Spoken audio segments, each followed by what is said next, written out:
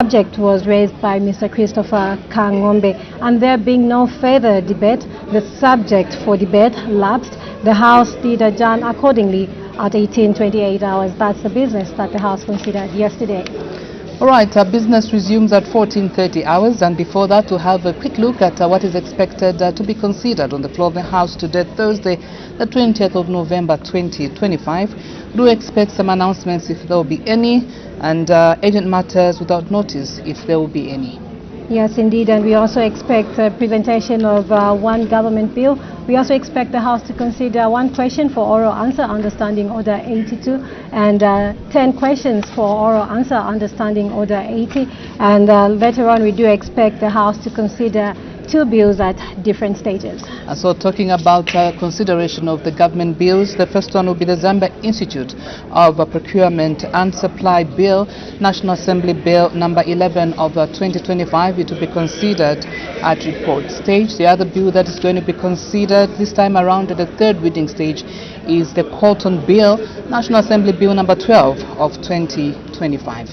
And the bill that we expect the Minister of Finance and National Planning to present, that's the National Payment System Bill, National Assembly Bill number 32 of 2025, a bill seeking to provide for licensing, designation and authorization of payment service providers, provide for the incorporation of standards, principles and concepts of corporate systems and structures of payment service providers, just among other issues. All right, time now to look at some of the questions for oral answer that will be considered on the floor of the House today. We do have one question for oral answer under Standing Order number 82, and this particular one is coming from Mr. Mtatalo of Chamanoth. He's going to ask the Vice President a question in two parts: whether the government is aware of the critical shortage of water and hunger situation in some areas of Chamanoth parliamentary constituency following the droughts experienced during the 2023, 2024 and 2024-2025 rainy season, and if so, what urgent measures are being taken to avert an outbreak of waterborne diseases and loss of life due to hunger. And thereafter, we do expect the House to consider questions for oral answer under Standing Order 80. We do have question 82, which is expected to come from Mr. Chinga Miyutu, who is Kalabo Central Member of Parliament. His question will be directed to the Minister of Agriculture. He wants to know in A, how many students graduated from various public training institutions of agriculture countrywide from 2021 to 2024 year by year. In B, how many graduates were employed by the government during the same period year by year.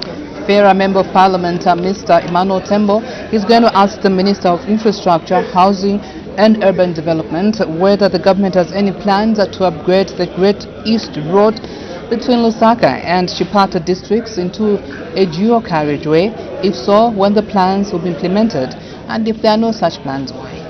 Indeed, Claudette, we also expect question 84 to come from Mr. Joseph Msanje Mbawala, Member of Parliament, and his question is expected to be directed to the Minister of Local Government and Rural Development.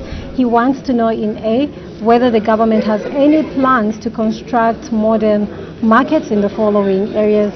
Well, just now, as you can see, Madam First Deputy Speaker's procession making its way into the chamber. We cross over for the live parliamentary proceedings. Keep watching Parliament TV. Honorable members of Parliament, Madam Speaker.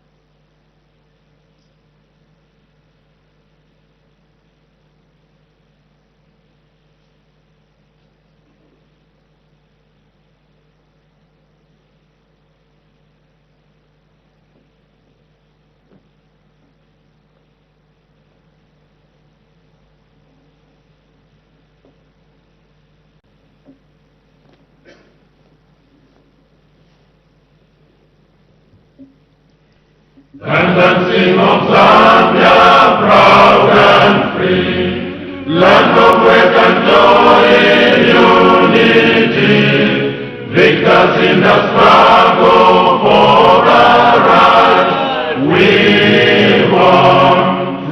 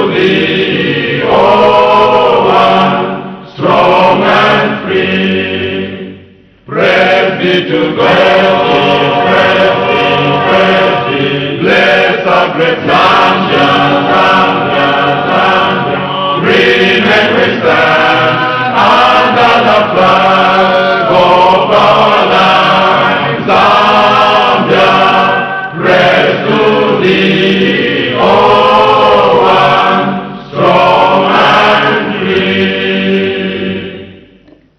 Prayer.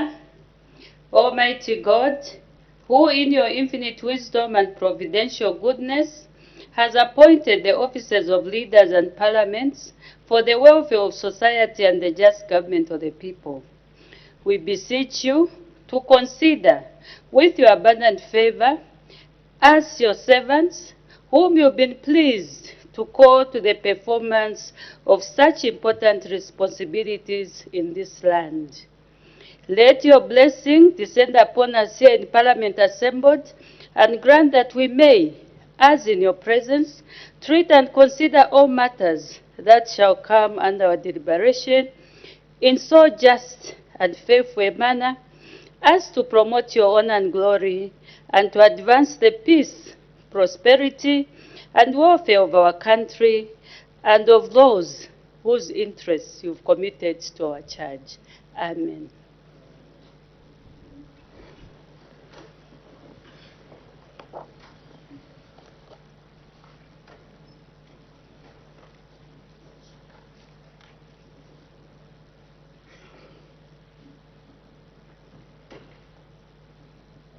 Thank you for still being with us. Bells are ringing, which signifies that a quorum has not yet been constituted. It is a requirement that 1/3 of members of parliament need to be present for business to be transacted on the floor of the House. So once a quorum is constituted, we do expect business of the House to commence. And today we do expect some announcements, some urgent matters without notice. We expect presentation of government bill. We also expect the House to consider one question for oral answer under Standing Order 82. The House is also expected to consider 10 questions for oral answer under Standing Order 80. So the House is expected to consider the Zambia Institute of Procurement and Supply Bill, National Assembly Bill number 11 of 2025, which is coming up at report stage. And the other bill that is under consideration at third reading this time around is the Cotton Bill, National Assembly Bill number 12 of 2025. And just now we take a look at some of the questions for oral answer under Standing Order 80 that we expect the House to consider. We have question 90, which is expected to come from Ms. Marjorie Nakaponda, a Isoka Member of Parliament, and our question will be directed to the Minister of Justice. She wants to know in A, whether the government has any plans to construct local courts in the following areas in Isoka District: Kafwimbi, Sansamwenja, Kalungu, Lualizi, Chaswata, and Kanyala. In B, if so, when the plans will be implemented, and in C, if there are no such plans, why? Mr. Mawenga of Mlobezi constituency will ask the Minister of Defense whether the government has any plans to reopen the Zambia National Service Camp in Mlobezi district to enhance food production. If so, when the plans will be implemented. If there are no such plans, why? And when the government will commence the supply of ZNS mealie meal to Mlobezi district in order to alleviate hunger in the area. We also have question 85, which is expected to come from Mr. Konwa Simunji, Nalikwanda Member of Parliament. His question will be directed to the Minister of Education. He wants to know in A, what the staff establishment for teachers countrywide was in the following years: 2011, 2015, 2021, and 2025. In B, what the number of teachers available in each year was. In C, what the deficit in each year was. In D, what the major cause of the deficit was. And in E, to what extent the deficit has affected the quality of education in the country. In case you've just tuned in, we're coming to you live here at the National Assembly, and those are live pictures on your screen. Business cannot commence not until a quorum is constituted. 1/3 of members of parliament need to be present in the House in order for business to be transacted. So as soon as that is done, business will resume. And so as we await for that to happen, we're just looking at the business that is expected to be considered on the floor of the House this afternoon and part of the evening. Yes, indeed, got it. So we do expect question 86 to come from Mr. Emmanuel Tembo, Ferreira, Member of Parliament. His question will be directed to the Minister of Agriculture. He wants to know in A, whether the government has any plans to increase the number of beneficiaries under the Farmer Input Support Program in Luangwa District from the 500 in the 2024 to 2025 farming season. In B, if so, to what extent the number will be increased. In C, when the plans will be implemented, and in D, if there are no such plans, why? Mr. Simunji of Nalikwanda constituency will ask the Minister of Education what the staff establishment for teachers countrywide was in the following years, that's 2011, 2015, 2021 and 2025, what the number of teachers available in each year was, what the deficit in each year was, what the major cause of the deficit was, and lastly, to what extent the deficit has affected the quality of education in the country. And we also expect Mr. Mlengapura just now to take you to the floor of the House. Reporting Parliament Television. All the honorable members, I have an announcement to make. Honorable members, I wish to recognize the presence in the public gallery of pupils and teachers from Mopani Copper Mines School, from Kantanshi constituency in Mfulira district.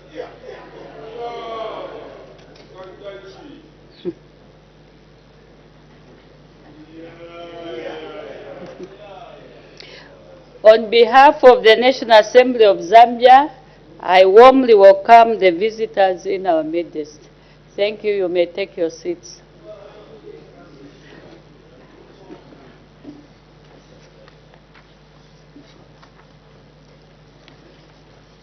Urgent matters without notice. The Honorable Member for Nakonde. Madam Speaker, thank you very much. Madam Speaker, the matter I wish to raise is directed at the Minister of Agriculture. I know, Madam Speaker, the matter was briefly debated on Tuesday, but Madam Speaker, the people of Nakonde are still worried to the fact that, Madam Speaker, the rains are pouring. And the farmers in Nakonde, Madam Speaker, supplied maize to FRA amounting to 275 million. Government has just paid, Madam Speaker, 22 million, which is equivalent to 8%, Madam Speaker. Madam Speaker, the farmers in Nakonde are worried because they depend on that money. Now, this time around, Madam Speaker, they have come with a proposal to the Minister of Agriculture. They are asking, Madam Speaker, that why can't the Minister sign the Memorandum of Understanding with any reputable suppliers of fertilizer and seed to facilitate, Madam Speaker, the provisions of these fertilizer and seeds to these affected farmers, Madam Speaker, so that that will act like an advance, so that the farmers, Madam Speaker, can get ready and cultivate with this, Madam Speaker, planting season. Because, Madam Speaker, if we neglect these primary farmers that produce food, come next season, Madam Speaker, Zambia will be food insecurity. Madam Speaker, I seek your serious guidance so that the Minister can at least give guidance on this proposal. I thank you, Madam Speaker. Thank you so much, Honorable Member for Nakonde.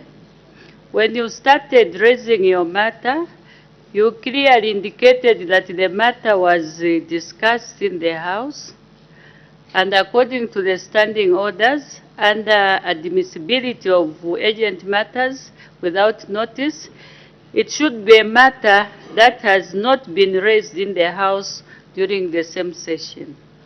So the Honorable Member who can ask a question to our Honor the Vice President so that he can be attended to. Otherwise, there was a debate over the same. the sale of maize and the payments. So find a better platform to raise that question. The Honorable Member for Lubasenji, not admissible, sorry. Thank you, Madam Speaker, for the opportunity given to the people of Rubansesh constituency to raise the urgent matter, which is directed to the Minister of Green Economy. Madam Speaker, it's important to provide feedback that the government assured the farmer that they will be paid, and steps were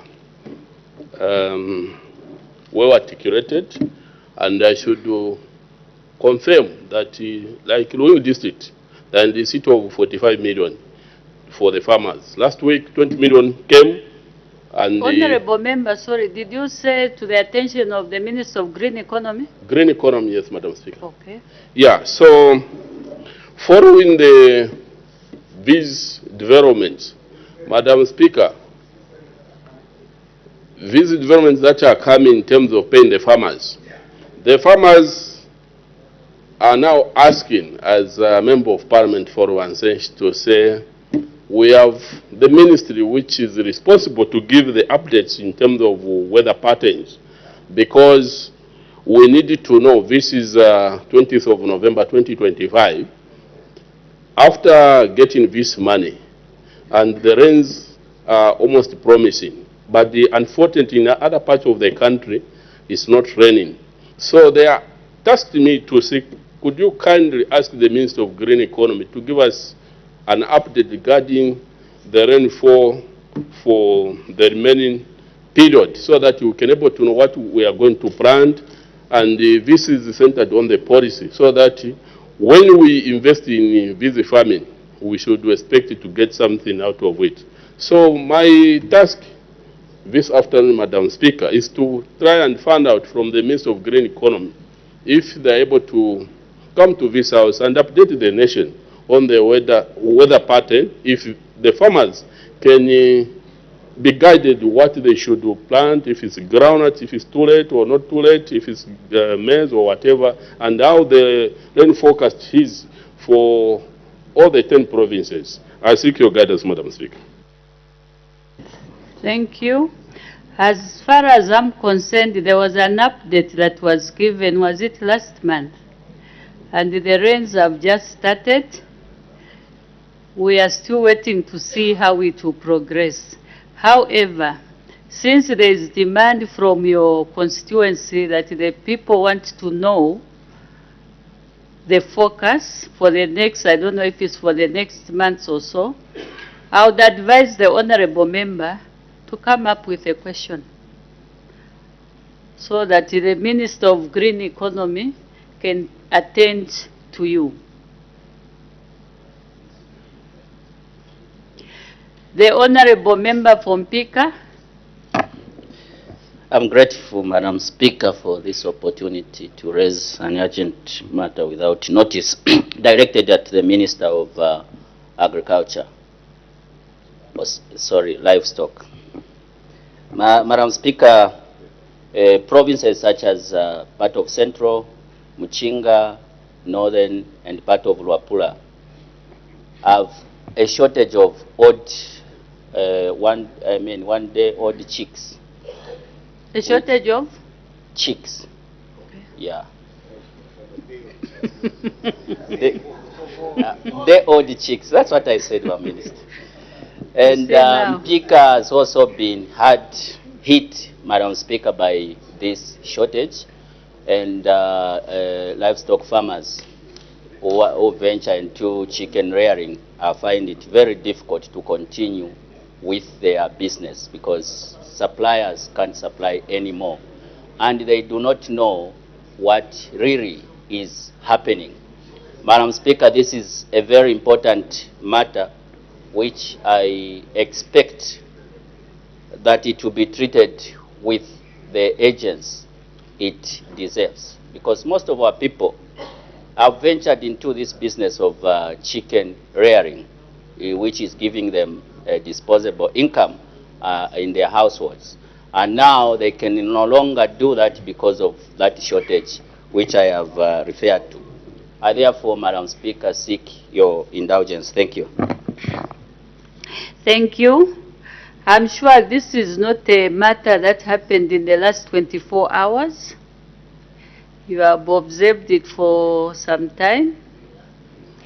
I would advise the honorable member from Pika maybe to come up with an urgent question so that the people from Pika can be attended to.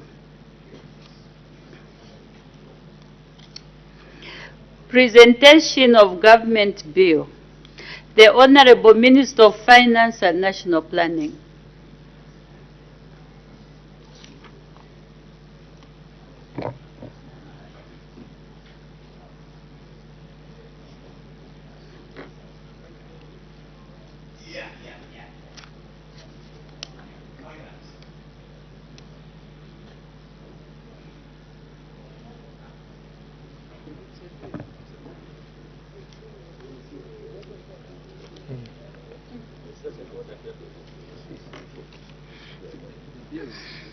Yeah, but I need this. You're just presenting the bill, Honorable Minister. The clerk, you can.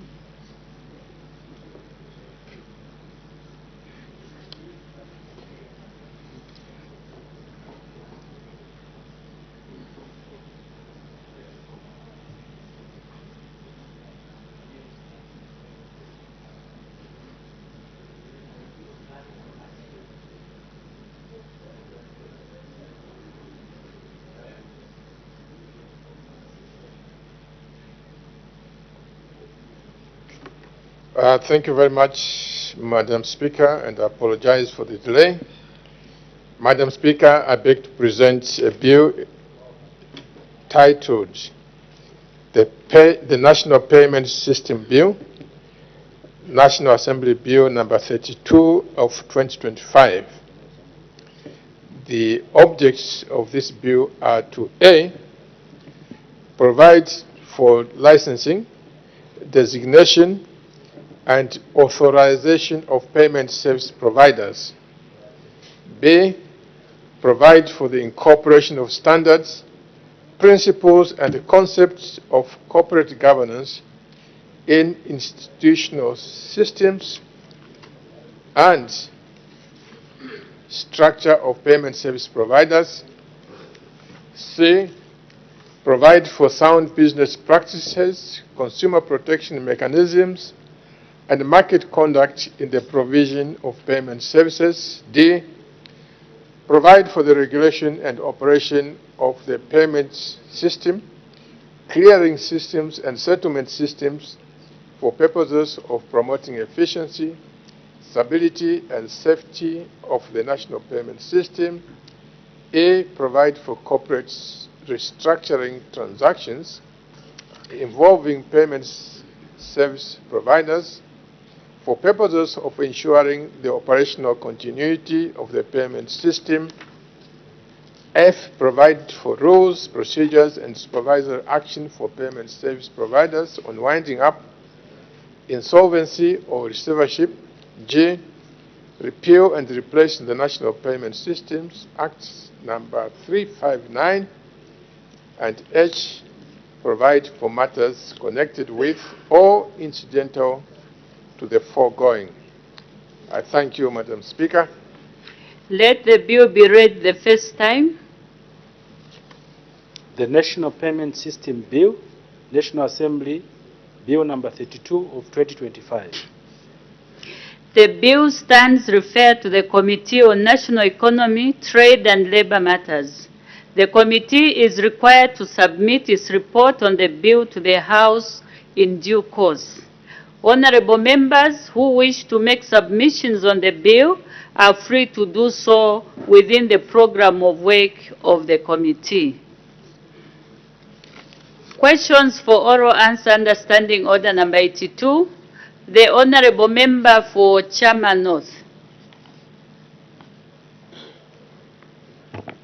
Thank you, Madam Speaker, for the opportunity. Question number 81. Her Honor, the Vice President.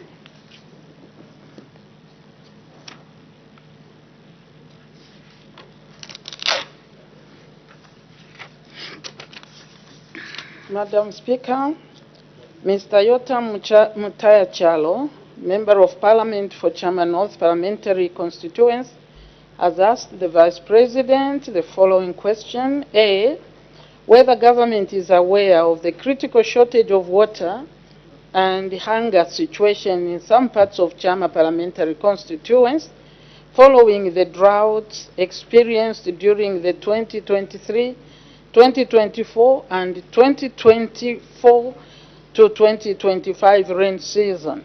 And if so, what measures are being taken to avert an outbreak of waterborne diseases and loss of life due to hunger?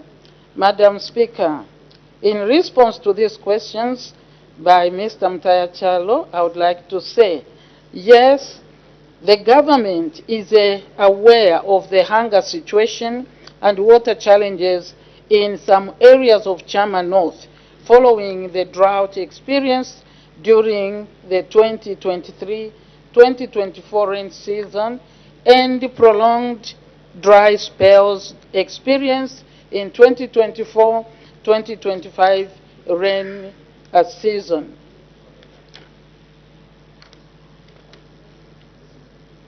If so, what measures? Madam Speaker, you may wish to note that His Excellency, the President, declared the 2023-2024 rainfall season, which was characterized by drought, as a national disaster and emergency on 29 February 2024.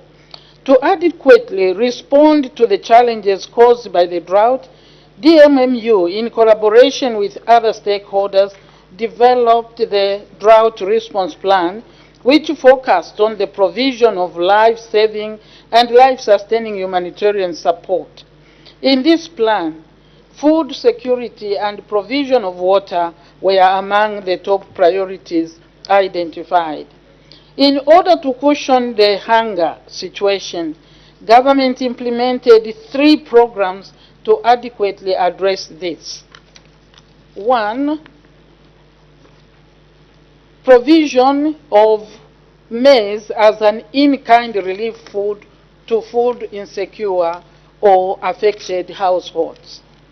2, social cash transfer, which covered 7,674 households. 3, emergency cash transfer covered a total of 5,318 households, and then cash for work. Additionally, in order to address the challenges caused by the dry spells experienced during the 2024-2025 rain season, the government, through the Disaster Management and Mitigation Unit, working through the Zambia Vulnerability and Needs Assessment, conducted the in-depth vulnerability and needs assessment in June this year to ascertain the impact of the prolonged dry spells, and Chama was covered. The assessment results indicated that a total of 31,966 people need urgent humanitarian relief food assistance for the period October 2025 to March 2026. A total of 1,282.83 metric tons of maize is supposed or is required to assist the affected households in Chama. In view of this, DMMU has commenced the distribution of relief food in Chama district and other areas. Madam Speaker, in order to address the water challenges experienced during the 2 previous rain seasons, government and other stakeholders have prioritized the provision of clean drinking water through interventions such as drilling of boreholes in drought-affected districts. For instance, under DMMU, 5 boreholes have been allocated to Chama district. Madam, I thank you. Thank you. Supplementary questions? The Honorable Member for Lunte. Thank you so much, Madam Speaker. Your Honor, the Vice President, you have indicated the 3 interventions that your government undertook in Chama, which included the provision of relief maize, over 7,000 people on social cash transfer, and cash for work. Kindly confirm that the social cash transfer program is a response to the drought and not a policy to cover for the vulnerable regardless of whether it is drought or they are old or any other economic disadvantage. Thank you, Madam. Her Honor, the Vice President. Thank you, Madam Speaker, and I would like to thank the Honorable Member for Lunte for that question because it provides us an opportunity to explain. Yes, there is an ongoing program under social protection, which is social cash transfer. It has been there for a long time. It started, if we have to just remind ourselves, it started a long time, and that it may not have been called the same name, but you remember that people were doing this, government of the MMD was giving, they started with the children, and then progressed to what it is today. So it is not only an intervention for once. But remember, when the drought came, in here, I think I did mention, and the other ministers that spoke to the drought, Madam, there was an enhanced social cash transfer. I think we remember this pronouncement in here. So that numbers were added because of the drought, which numbers have not been reversed. When I announced in here about that, I even said, this will not be permanent. But because we have seen that the situation has not fully changed, we have not fully recovered, the numbers still continue. So it was not introduced then. It was a continuous, we enhanced by increasing numbers and the figure. Thank you, Madam. The Honorable Member for Chama North. Thank you, Madam Speaker. Thank you, Your Honor, the Vice President, for that response. Your Honor, the Vice President, you have mentioned that the government has put interventions such as cash for work, emergency cash transfer. But I think it must be realized that it's not everyone who is a beneficiary of those interventions. The situation currently, Your Honor, the Vice President, your people are actually surviving on mangoes and also wild fruits. Your Honor, order, honorable members. May have be protected. There was a drought in Chama. You may continue, honorable member for Chama North. So the Vice President said that the relief food distribution has commenced in Chama, which is not true. The Honor, Madam Speaker. As yesterday, I was talking to the DMMU, Mr. Nyilenda in Chama. They are saying that they are waiting for a response. They have done all the paperwork. Now they are waiting for a response for the relief food to be given to the affected families. But you are saying that the relief food has commenced. I was in the constituency just some few days ago. Nothing has commenced, Your Honor, the Vice President. What is your question? So my question is, the fact of the matter, Your Honor, the Vice President, is that the distribution of relief food has not commenced. So when is government going to commence the distribution of relief food to avert starvation? I thank you.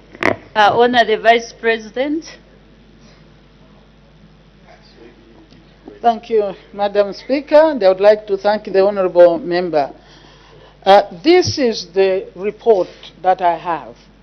And if you say the food is not there, I would just say that is very sad. And I'm speaking here to us, all of us, because the relief is there prepared for Chama. And therefore, I can only promise that we have to work fast to ensure that our people get this kind of relief within the shortest period, if it is not there. But you heard me read, I get information, and I thought it had begun.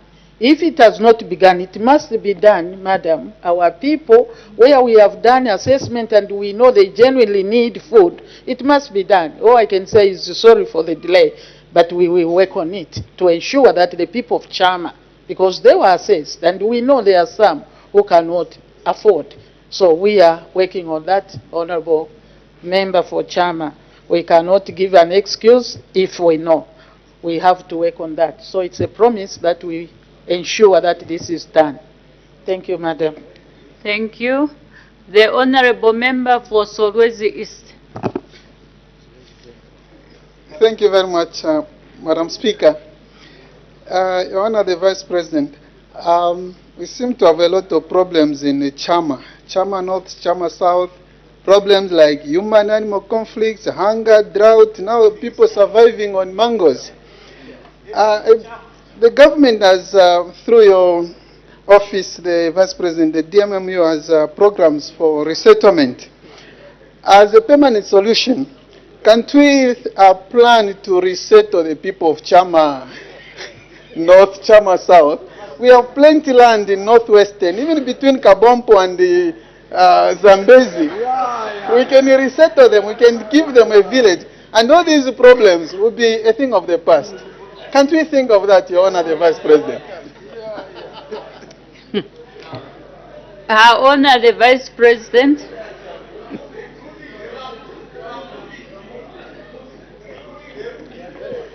Thank you very much. Truly, this is a very, very important question. It may look funny, but there are places where people, year in, year out, they are embattled with many things, like the people of Chama. And what I'll say is, it's just like here in town.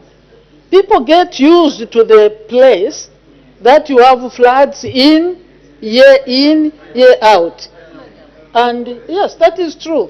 And even here in Lusaka, for example, there are people that have built even in the wrong places, on waterways, and year in, year out. But when you propose, for example, for Lusaka, we have told people there is land where you can go. No, it is not easy to move people. The people of Chama, they go through all that. It is true that we can find not necessarily so far, but we have to look at the land where people are settled. I can just, on a lighter note, I think I offered, was it through Mungando or even through him, that in Kaputa we have a resettlement, we can carry all of them. But they will not, because they are used to that place. Yet, the issues of animal-human conflict is in Chama. They are special people. Every year, if you have followed Madam here, which I think you have, there is this question. We feed the people of Chama. Surely, that's why I take that question. It may look light, very seriously, that if the place is not habitable, because at the end of the day, the place is not habitable, we should be looking for alternatives.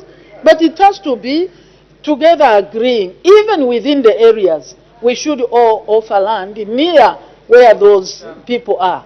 In Chama, I believe that there are places which are very habitable, where people grow a lot of rice, but they will say it's not food. They want Shima. So, the people of Chama, we are ready to move them if they decide, because we can't forcibly move them. But truly, all of us here have known that every time these issues come, Chama will be there. We have to provide. Let us think of alternatives. Or indeed alternative food, like they have rice. People must start eating rice as real food, not waiting for Shima every day. We have heard we will respond to their hunger situation, and we must do it as like yesterday. So my officers, we will speak to them to expedite the delivery if it is not delivered today. Thank you. Thank you. The Honorable Member for Chama North. Thank you very much, Madam Speaker. Thank you, Vice President, for that response. I think, Madam Speaker, I think it's not right to trivialize the hunger situation in Chama. The people of Chama are very hard-working people. They have stayed in Chama for more than 200 years, and for someone to suggest that they must be relocated, I think it does not settle well with the people of Chama. Now, Your Honor, the Vice President, we appreciate that the government is going to immediately commence distribution of relief food to affected people in Chama. Now, my question, Your Honor, the Vice President, is that this is the rain season. I know that people are traveling a long distance to just come and look for food in the Boma. Now, my question is that are you going to give enough relief food to our people which can take them up to the next harvesting season? I thank you. Her Honor, the Vice President. Madam, thank you. Honorable Member, I think we gave the figures here, and we will respond according to the assessment that has been done. We will not leave the people there to die. But please give, it doesn't mean when a situation appears, a situation of hunger, that everybody needs to be supported, because there are coping mechanisms. There are ways. Some people are doing other things to make them survive. But those who don't, these are the ones that we look after. We will look after all the affected as our assessment has indicated, the report has indicated. Thank you, Madam. Thank you. The Honorable Member for Chirubi. Thank you, Madam Speaker. First, allow me to congratulate the newly elected Vice President for anti-doping, and I want to expect that you portray the behavior of anti-doping in Parliament. I'm talking about the Minister of Youth. Madam Speaker, my question is, because as you can see, my question is on water. Maybe I missed what the Vice President said. The water tables countrywide, including Chilubi, which is well endowed with the groundwater as well as surface water, has gone much down. I don't know what was wrong with the lanes this time around. And the question that Chama South, the Chama Member of Parliament asked had to do with also water, linked to waterborne diseases. And I can guess that for us to start having sources of water where people can get relief, it will take some time. I don't know what measures the government has put in as immediate measures to, since the population is not yet moved, it's still there, and to see how they can intervene, especially with water, so that the waterborne diseases, they can be saved from the waterborne diseases. Madam Speaker, that's my question. What are the measures for the water? That was part of the question. Her Honor, the Vice President.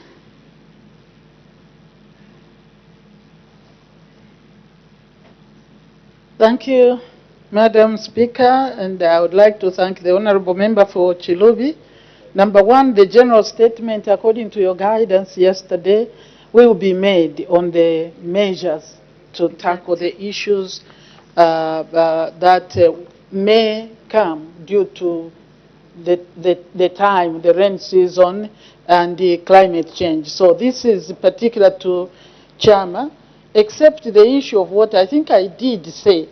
There have been an allocation of 5 boreholes. That must also be drilled. We are looking for resources. There were different sources of income when it came to the intervention on water.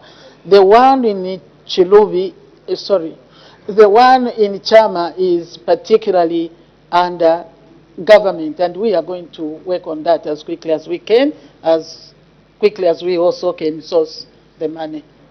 So that is what we are doing.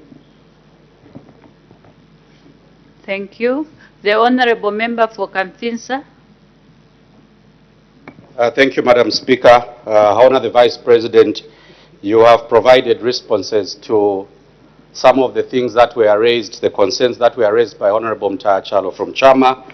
I wanted to find out, Madam Speaker, having defined the problem which has been raised, having defined what solution you think will provide relief to our people in Chama, have you done an assessment as Office of the Vice President if there are any other areas that would require similar intervention so that we don't have to wait for another Member of Parliament to raise these very, very valid concerns regarding relief for the residents of their respective constituencies? I thank you, Madam Speaker.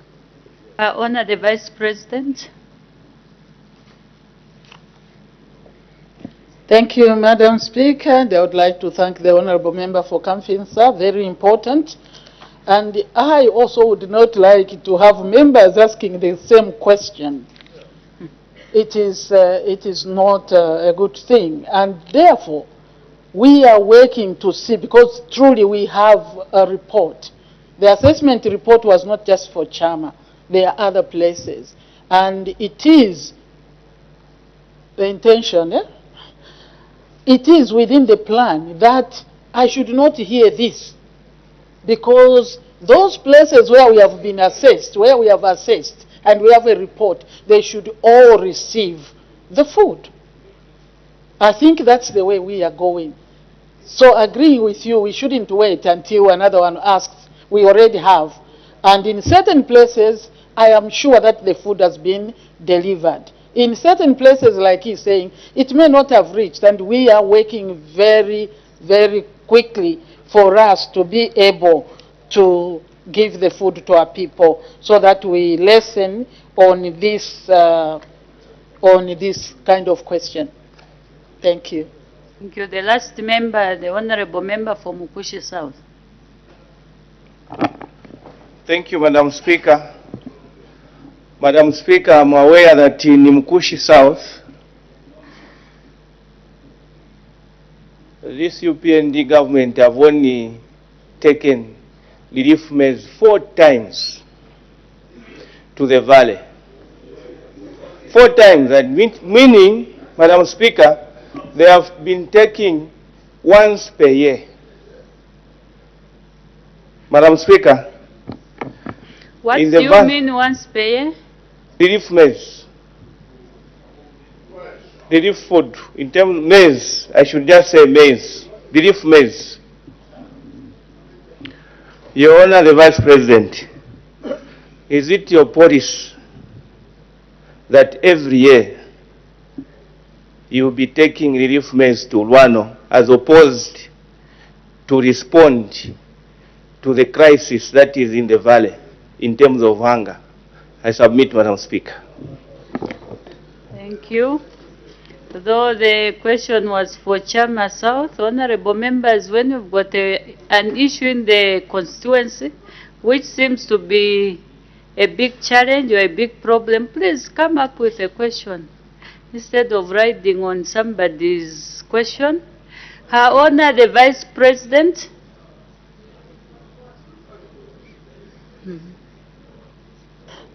Well, like you have guided, Madam, this was a specific question on Chama. Others have written on Chama in a different manner, but for me to be specific, and the question itself, Madam, I can end up going further. He's saying, why do you take once? Do you want us to come 5 times? When we start taking to Chama, Madam, we take as assessed.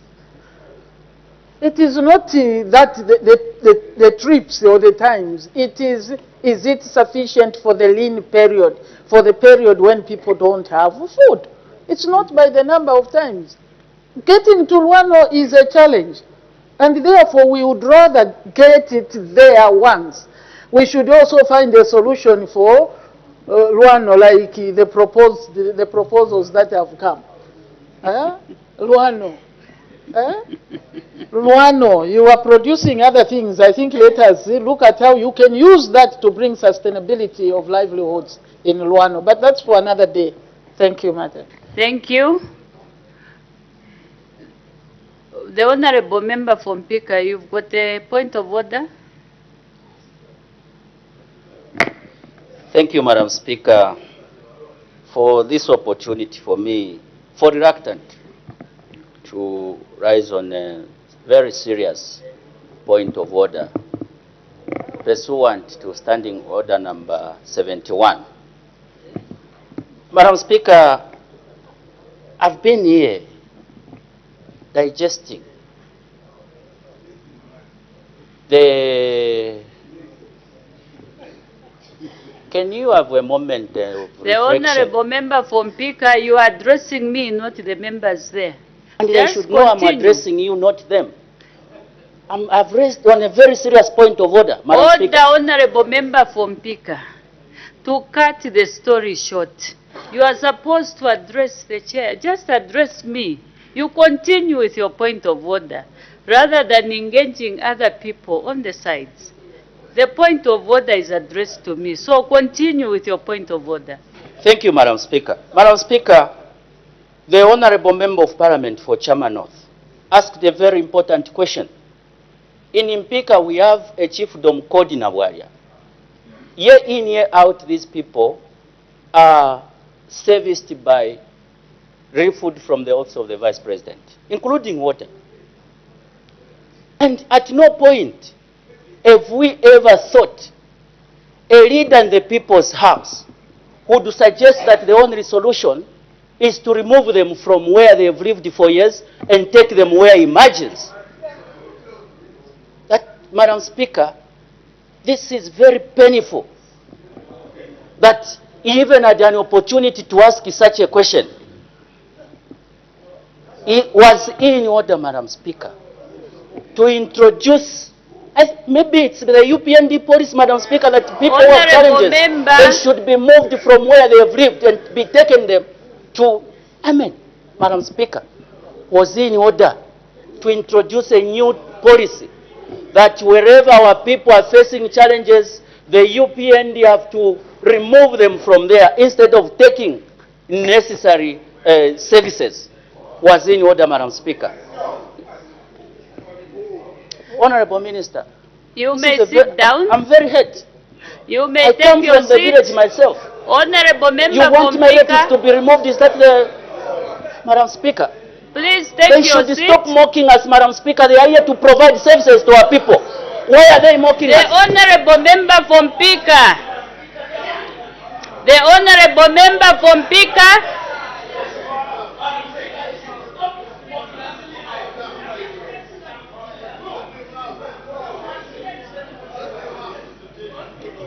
Order, honorable members. Order.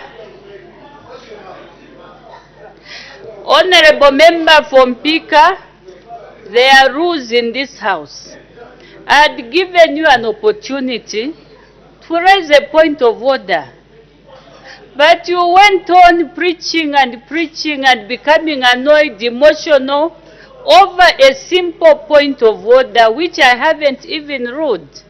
So the honorable member from Pika, please leave the house, go and cool down.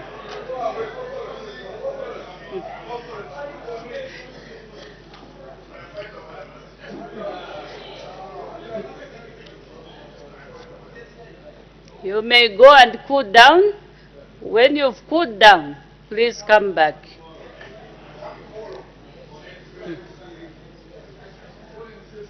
We make progress.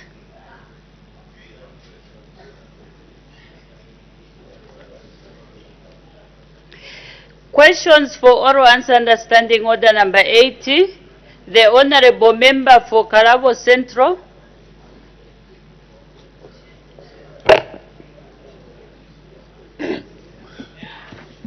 Thank you, Madam Speaker. Question number 82. Before the Honorable Minister comes in, there's an indication for a point of order. The Honorable Member for Shuangandu. Thank you, Madam Speaker. Madam Speaker, having been here long enough, I understand that we are all on both of your sides compelled to maintain decorum in this august house by giving each other mutual respect. You might be not seeing, Madam Speaker, but there's a tendency growing amongst our colleagues just on your far right of wanting to engage fellow members here when they're on the floor. Indeed, the honorable member got emotional because of what the running commentaries that are coming from the other side. Madam Speaker, are the honorable members on my immediate left, in order to continue bringing anarchy in the House by not observing decorum, by making running comment? You can even hear the unruly behavior, Madam Speaker. You may continue, Honorable Member for Shiwangandu. Madam Speaker, I seek your serious guidance because the rules must be applied fairly and equitably to both sides of the House in order for us to maintain decorum. It's unbecoming, Madam Speaker, that our colleagues on my immediate left have continued to disturb their colleagues when they take the floor. I seek your serious guidance, Madam Speaker. Thank you so much. Of course, there are rules. Like I mentioned, there are rules in this House. These are your own rules that you came up with, that are supposed to be applied to all the members of Parliament in this House. As you all know, we are not allowed to debate while seated. So if there is any member of Parliament who debated while seated, they were out of order. Similarly, if there is a member of Parliament who felt aggrieved, I think there are procedures that we are supposed to follow, instead of shouting in the House. So what I can say is that, similarly like the Honorable Member of Pika, he was given an opportunity to raise a point of order. That was the chance that he was supposed to use to bring out his issue, but he became emotional. I think there are rules in the House. So both sides, the members on the right, were out of order because they were debating while seated. Similarly, the Honorable Member from Pika also became too emotional. He disregarded the rules of the House. So, Honorable Member, what I can say, let us observe the rules of the House, whether from the right or from the left. We are in one House, observing the same rules. So, with that guide, please, the Honorable Members on my right, let's avoid debating while seated, some offensive running commentaries, and also let's see how we can react. I think there are procedures that we can follow. So with that guide, please, let's observe the rules of this important House. The Honorable Minister of Agriculture will respond to the question. Thank you, Madam Speaker. Madam Speaker, before I respond to the question, allow me, Madam Speaker, to give a very, very strong word of thanks to our President for today, Madam Speaker.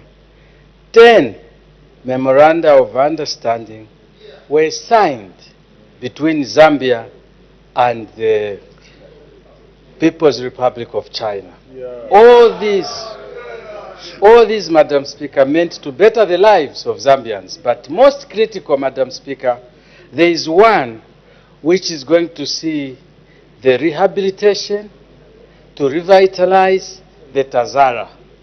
Madam Speaker, this is worth noting as a country because it is extremely good for everyone in this country. Having said that, Madam Speaker, Honorable Miyutu asked the Minister of Agriculture how many students graduated from various public institutions of agriculture countrywide from 2021 to 2024, year by year, and how many graduates in A were employed by government during the same period, year by year. Our response, Madam Speaker, is as follows.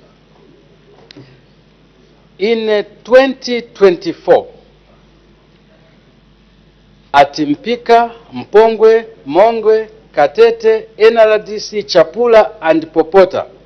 1,589 students graduated. In 2023, 1,296 graduated. In 2022, 1,357 graduated. And in 2021, 956 students graduated. And in terms of employment by government for B, Madam Speaker, in 2024, 348 were employed by government. In 2023, 197 were employed by government. And 2022, 110 students graduated, and in 2021, 34 students were employed by government. I beg your pardon. In 2022, I said graduated. I meant to say 110 were employed by government. I thank you, Madam Speaker. Thank you. Supplementary questions. The Honorable Member for Kabwata. Thank you, Madam Speaker. Honorable Minister, looking at the numbers and the statistics that you have given, still gives us less numbers in terms of the students who are supposed to be absorbed. So I wanted to find out what immediate measures have you put up in place to ensure that the remaining backlog of students who graduated are also employed, because looking at the numbers, I think they're not good at all. Thank you. The Honorable Minister of Agriculture. Madam Speaker, the role of the institutions that I mentioned is to educate. Just like the University of Zambia, we will educate and release to the market.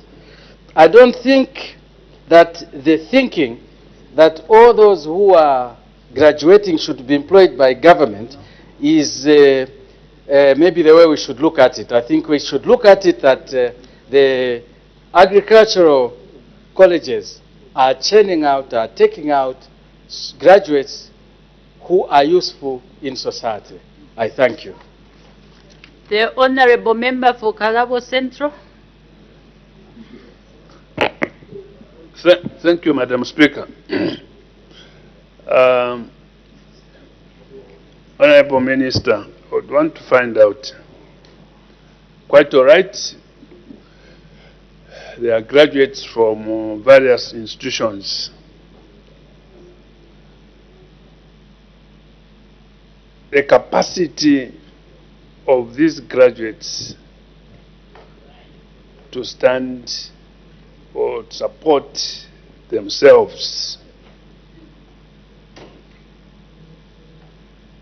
how much do you think as a government, how satisfied is the government in terms of the curriculum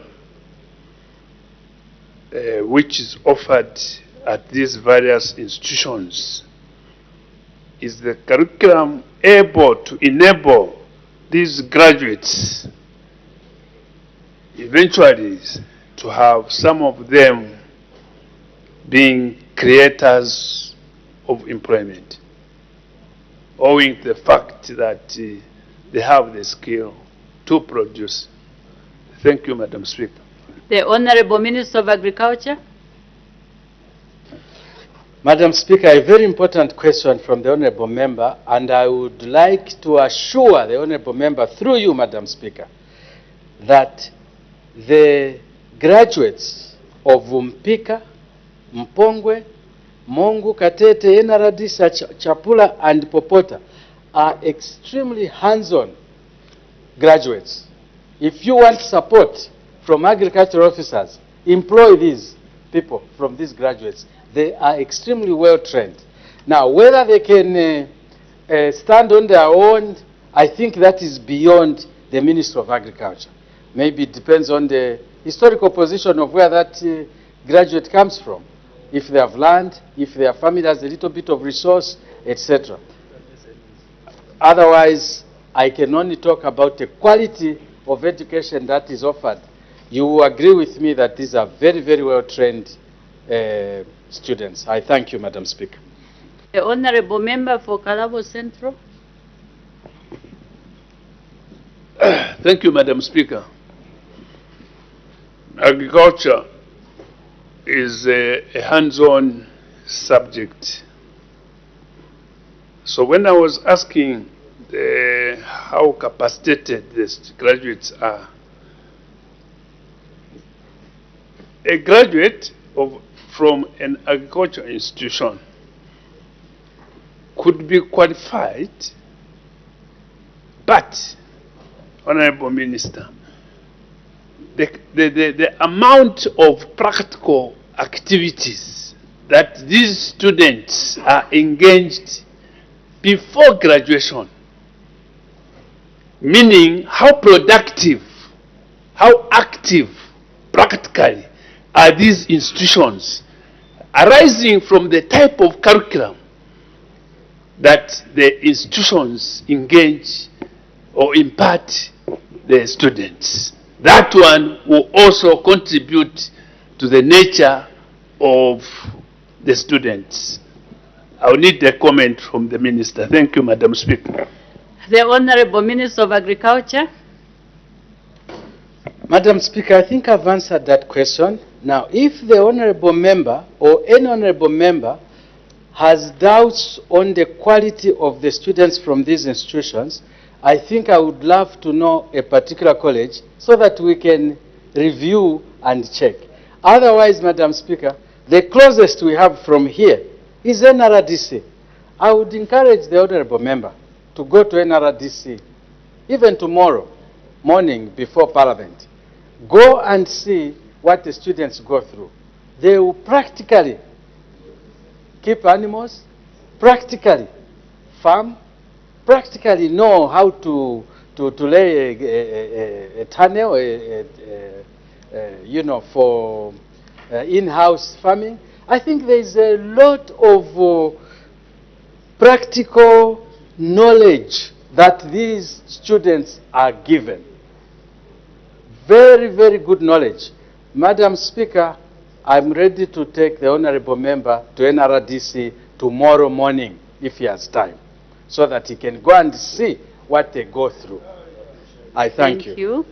Tomorrow is Friday, so you can go in the afternoon. Thank you. The Honorable Member for Chirubi. Thank you, Madam Speaker.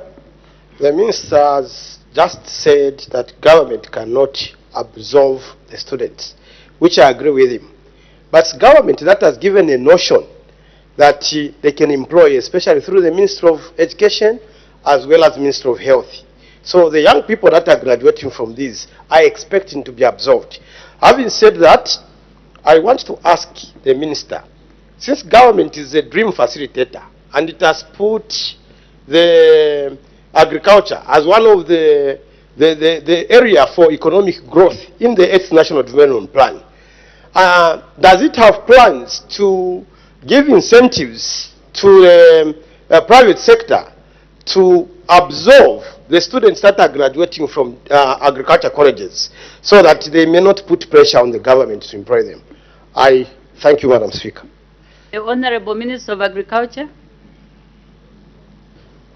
Madam Speaker, the role of government is to prepare its citizens for life. Early education, primary education, secondary education, and tertiary education.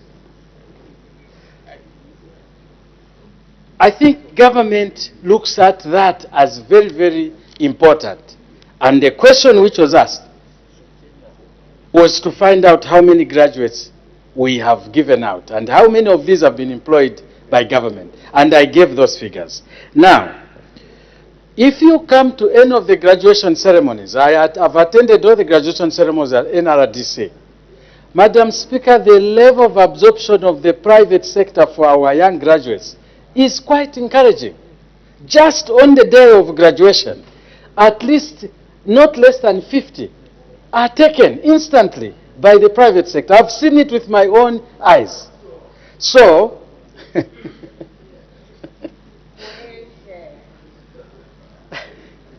Madam Speaker, I like my colleagues. They make me happy. What are you questioning about from what I'm saying? So, honestly speaking, the private sector is encouraged to absorb these well-qualified students. Mine is to give you comfort that you pick a chap from Mpika College of Agriculture. You are picking someone, sorry, to say chap is wrong. You pick a student, a graduate from Mpika College of Agriculture. You have picked quality that will enhance your enterprise. Madam Speaker, I thank you. The Honorable Member for Chembe. Thank you, Madam Speaker, to give the people of Chembe to ask a very important question. Honorable Minister, a lot of youths have done agriculture-related studies countrywide, and that is in Kalabo Central, including Chembe. Now, this recruitment, especially those to be absorbed by government, is done centrally. Now, as a ministry, do you have any plans to have this recruitment done at district level, so that even those in Chembe, in Kalabo, those who have done these programs, they are also absorbed by the ministry? Thank you very much. The Honorable Minister of Agriculture. Madam Speaker, I thank you, and I would like to thank Honorable Cliff Mpundu for that question. A little bit off from what I prepared to answer, but I'll try all the same. Madam Speaker, the manifesto of the UPND clearly stated that for this particular season, there will be emphasis on education and medical. And that is why you have seen that the largest number of employment is a deliberate thing, that it has gone to the medical field and the education field, because it was quite dismal. I have come here and have indicated that nationwide, globally, the farmer extension worker ratio is supposed to be at least 1 to 400. But in Zambia, it is way above that. It is not good. But time hasn't come for us to get Treasury Authority to employ. So when you talk of employment being done centrally, I don't know for whom, because what we have employed in Zambia mainly is education, and it has been done at district level. So, Madam Speaker, I think I would like my honorable colleague to maybe look at his question better, because education has done employment at district level. The same with the medical field. So what are we talking about here, Madam Speaker? I would ask that maybe we have a chat. I thank you. Thank you. The Honorable Member for Namwala. Thank you so very much, Madam Speaker.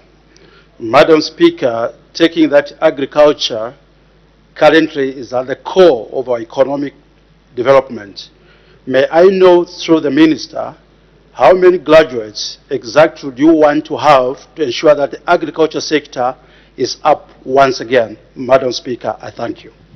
The Honorable Minister of Agriculture.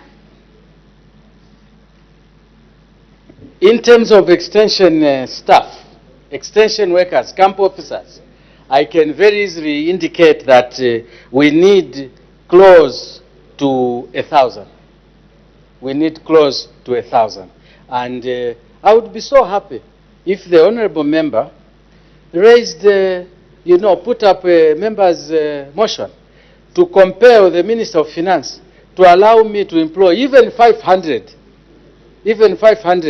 extension officers. I would be very, very happy. But it requires Parliament to do that. Then we get a bit from education, get a bit from, the health sector, and pass them on to agriculture. So thank you very much. I will expect a motion from you.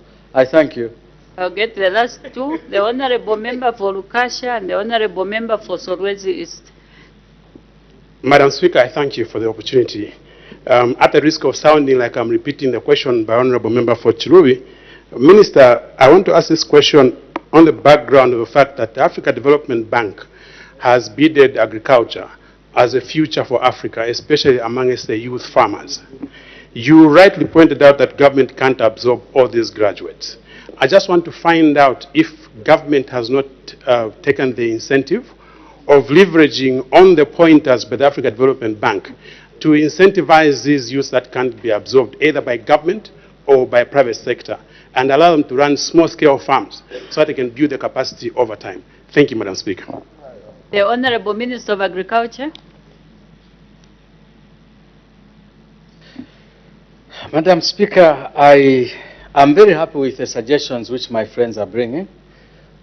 And I think they would be nice to debate in here so that we can consolidate the idea and look at it.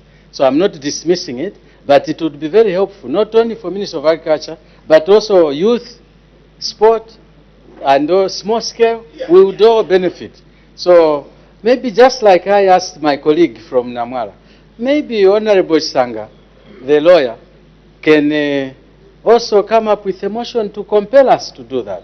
I thank you. Thank you. The last member, the Honorable Member for Solwezi East.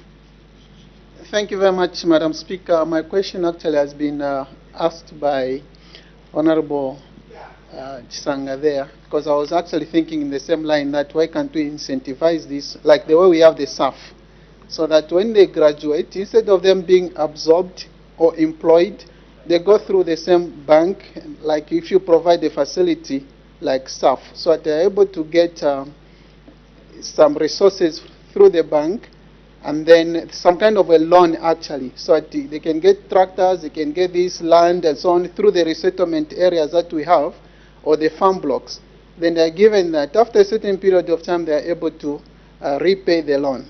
So it was actually in that line. Maybe just a further comment on that, if it is possible. Thank you. The Honorable Minister of Agriculture. It is possible, Madam Speaker. The last youth endeavor that I attended with the Minister of Youth and Sport, I actually requested that they give me a few names. 10. Yes, 10 names.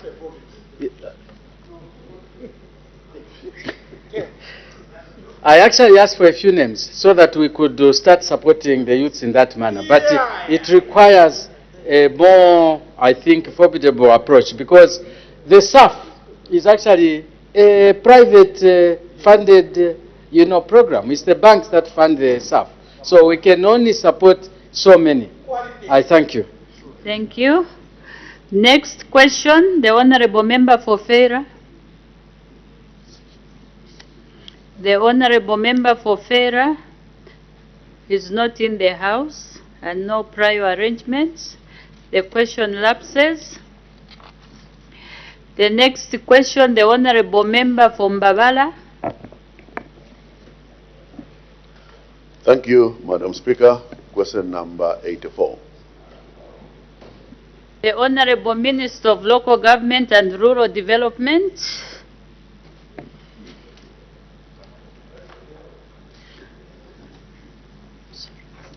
Thank you, Madam Speaker. Madam Speaker, Honorable Munsanje from Bawala is asking the Minister of Local Government and Rural Development the following questions. In A, is asking whether the government has plans to construct modern markets in the following areas in Mbabala parliamentary constituency. 1, Mbabala Township. 2, Muyobe Tenof. 3, Macha. 4, Simaubi. 5, Mangunza. And 6, Silukwia.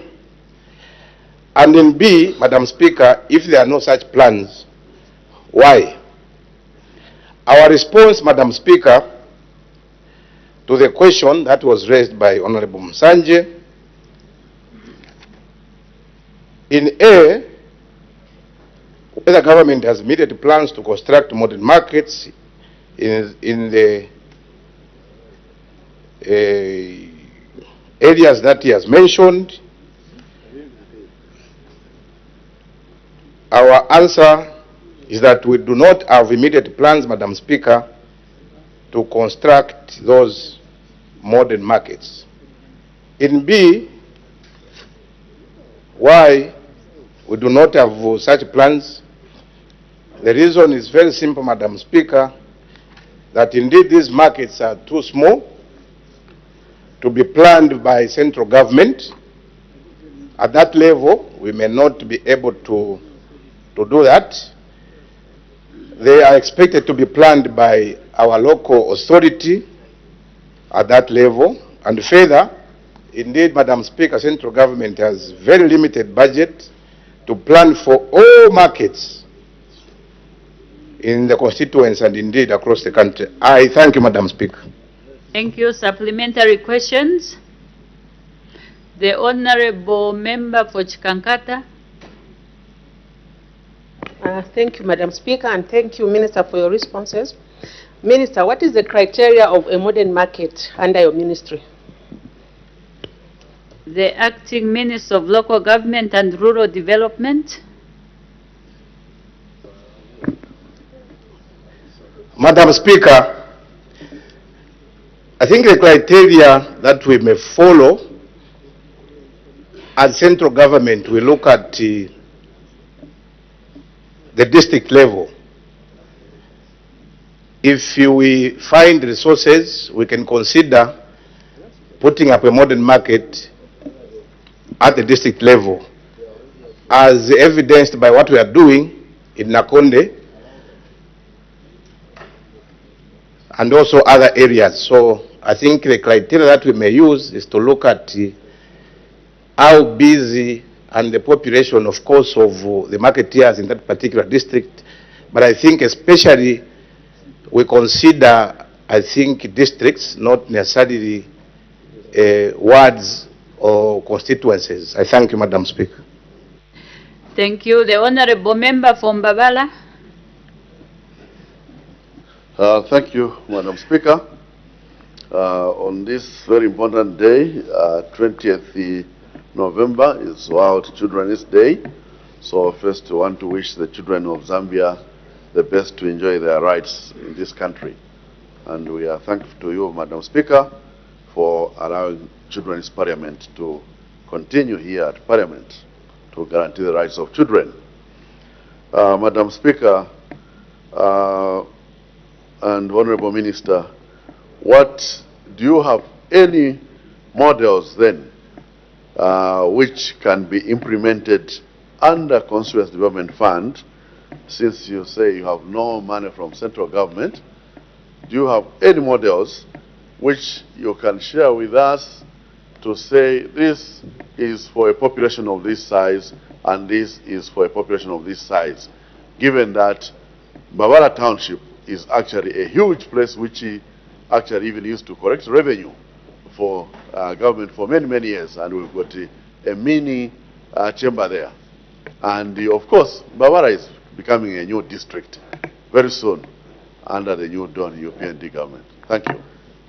The Acting Minister of Local Government and Rural Development. Thank you very much.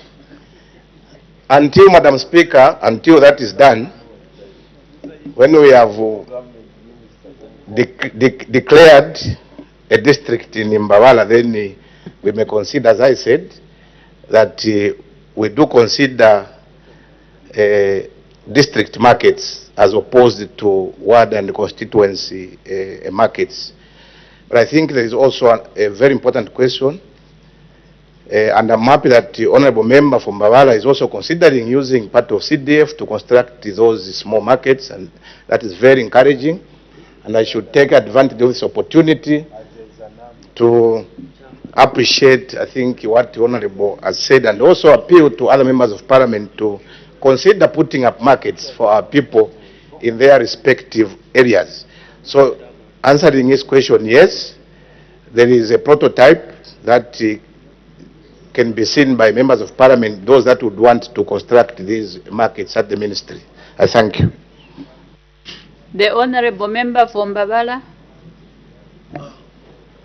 Thank you, Madam Speaker. I wanted to get to follow up on the issue of the designs or models, which you have answered as a prototype, which is available. So I think we are good to go, Madam Speaker. Thank you.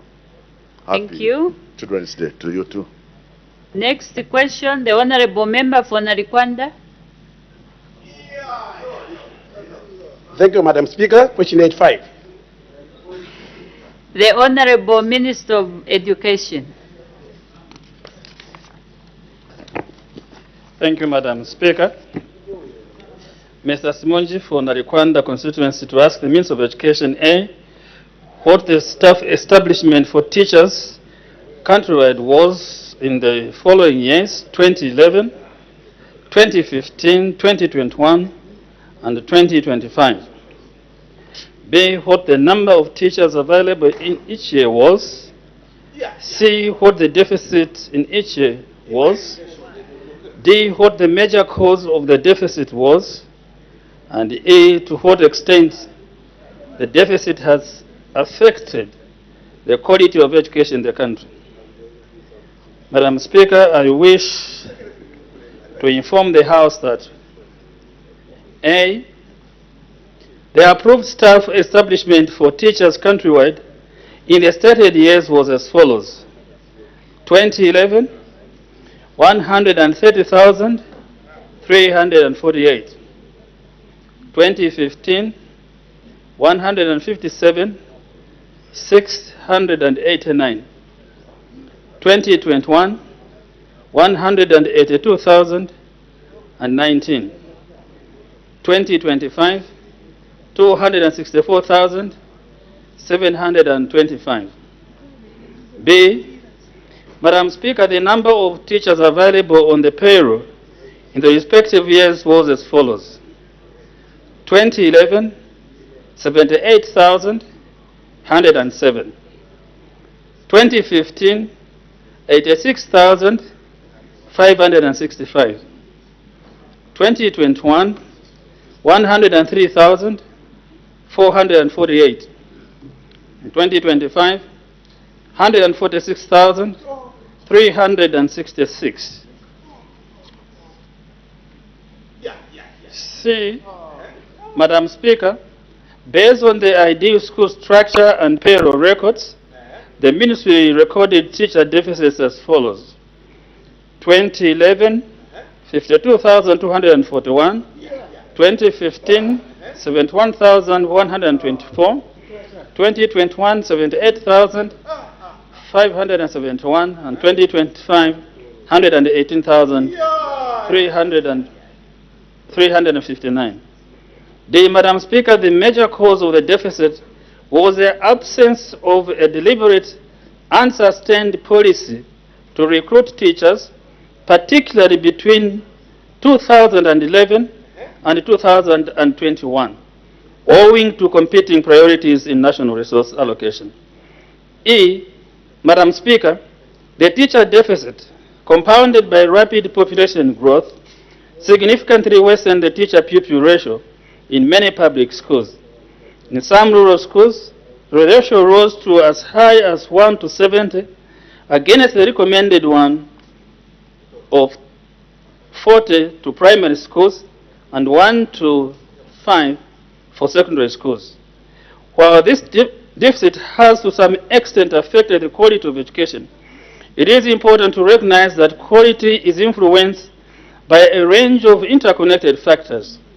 These include the availability of adequate teaching and learning materials, appropriate school furniture, and learner support mechanisms such as the provision of sanitary towels for the girl child, school feeding, and so the government has continued to address these areas as part of its broader strategy to enhance education outcomes.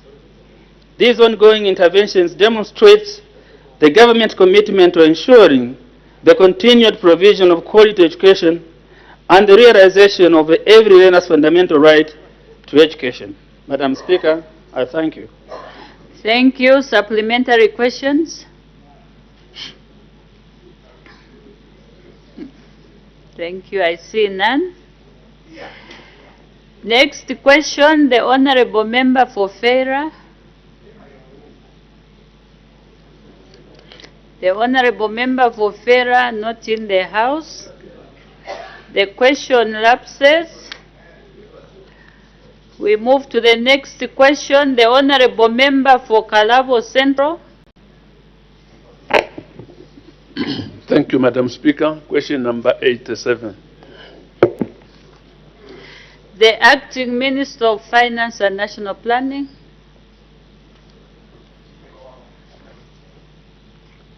Thank you, Madam Speaker. Madam Speaker, the question asked is in 4 parts to the Minister of Finance and National Planning. Whether government has any plans to maximize local financial resource mobilizations, A, and B, if so, what the plans are, C, when the plans will be implemented, and D, if there are no such plans, why? Madam Speaker, the response from the Ministry of Finance and National Planning is as follows in 4 parts. Yes, the government has plans to maximize local financial resource mobilization. In B, Madam Speaker, the House may wish to note that government already put in place a domestic revenue mobilization strategy that was developed in 2024 and will continue to be implemented up to the year 2027. The 2025 to 2027 revenue goal was developed to sustain domestic resource generation and increase domestic revenue to at least 21.6% of GDP by the year 2027. This target was set with the aim of addressing the persistent fiscal deficits that have characterized Zambia's economy in the past and ensuing long-term financial stability. Madam Speaker, the House may further wish to note that domestic revenue mobilization is vital for Zambia's fiscal stability as it aims to significantly reduce the fiscal deficit, enhance overall fiscal health, and sustain investments in key sectors like education and health. Overall, this strategy has strengthened tax policies, improved taxpayer compliance, and fosters a stable tax environment, contributing to improved investment climate and private sector growth. Madam Speaker, currently the domestic revenue to GDP ratio is standing at 22.3%, which means that we have surpassed the revenue target that was stipulated in the plan. Madam Speaker, C. As stated above, the implementation started in the year 2025 and will continue until the year 2027, when a review is going to be carried out. With the above responses, Madam Speaker, number D, the letter D question does not take hold and falls off. Madam Speaker, I thank you. Thank you. Supplementary questions. The Honorable Member for Chimwemwe. Thank you very much, Madam Speaker. Honorable Minister, I hope I won't be squeezing you against the wall, because the question I'm going to ask should have been answered properly by the Minister of Finance, because I'm looking at the same mobilization, domestic, with regards to MAT, this new tax that we're going to introduce next year. In full, it's called minimum alternative tax. And this tax, Honorable Minister, will be charged on turnover. And we have complaints from your suppliers from the mines, because, Honorable Minister, they do not make any profits, but this new tax will charge them 1% from the overall turnover. And Honorable Minister, you've got to understand that these suppliers, their turnover is above 5 million kwacha, so meaning they do not fall under the smaller other taxes. So, Honorable Minister, the question is, will you look at it and perhaps look at these miners, because most of them are not making profits? What they're doing is the owners of the company, Minister, have started paying themselves a salary, opposed to making a profit, because we are not protecting them from the competition that they're having from foreign owners or foreign companies. What is really happening, Madam Speaker, I'm sorry, I'm not debating because I'm asking a minister who's acting. So I don't want to lose him, so I want to just be on the same level with him. Honorable Minister, the suppliers from South Africa are the ones that actually supply the Zambian suppliers. But at the same time, they also, how can I say, they also supply the mines. So meaning the supplier in Zambia cannot make any profit. They only charge 5%. And that 5% can only help them with their operational purposes. So, Honourable Minister, will you look at the suppliers and see to it that maybe this MAT is not, well, it does not discourage them from, because you see, like we're looking at what the Minister of Mines said yesterday, the 20% will just go down because they cannot pay anything. I hope it's clear. Thank you. The Acting Minister of Finance and National Planning. Madam Speaker, to some extent the question was lost in the commentary, so I could not even pick correctly. But I think I can take the question in this regard. Order, honourable members. It's talking about the minimum alternative tax on turnover. That's what you're talking about and the concern. Madam Speaker, the honourable member for Chimwemwe has raised a very important concern that I have personally heard from the contractors and suppliers. This is a proposal in the 2026 budget.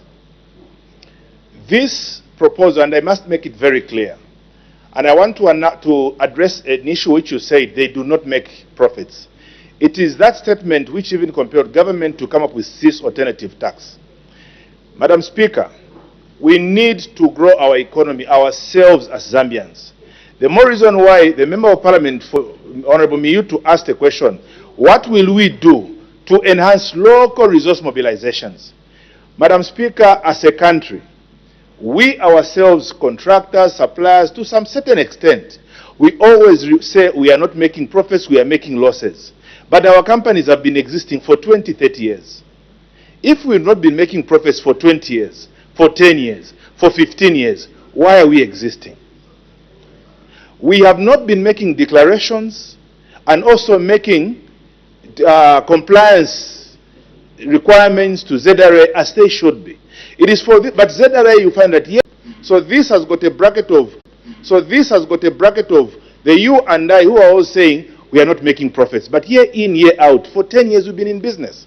But now what we have done deliberately as a government to cushion those who are saying we do not have access to business, the local content from the Ministry of Mines.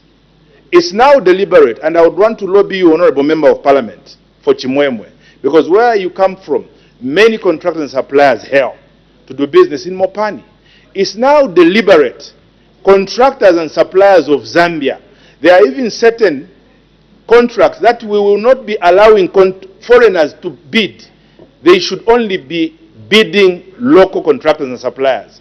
So going forward, no Zambian, no contractor, no supplier will say they made a loss because there is now a preserved tendering process which is only discriminating positively to the Zambians. So embrace this so that your government can get taxes even from you to support free education, to support medicines in health, to continue recruiting our civil servants and paying our pensioners. I submit. Thank you. The Honourable Member for Skongo. Thank you, Madam Speaker. Honourable Minister, one of the measures that government took in order to enhance domestic resource mobilization was the introduction of smart invoicing. Now, I would like to find out from you, how effective has smart invoicing been in enhancing domestic resource mobilization? Thank you. The Acting Minister of Finance and National Planning. Madam Speaker, thank you for that question. The question is very important to everyone. How effective is smart invoicing? Madam Speaker, it's a collective responsibility for everyone. Today we are going into shops. Just this morning, Madam Speaker, there will be a case that I'm taking to ZRA where one of the mobile phone owners, very reputable, when they are selling, Madam Speaker, they are not using a smart invoicing facility. They are just writing on a notebook. They give you a receipt which does not even have a tax invoice. To you, members of parliament, let us notify our constituencies. Whoever is purchasing anything there should be a tax invoice affiliated to it. When we buy with a tax invoice, it records that ZRA will automatically pick that you have sold, and you will pay a tax. Dear brothers and sisters, honorable members of parliament, whenever we are buying without a tax invoice receipt, just know that your government is losing out.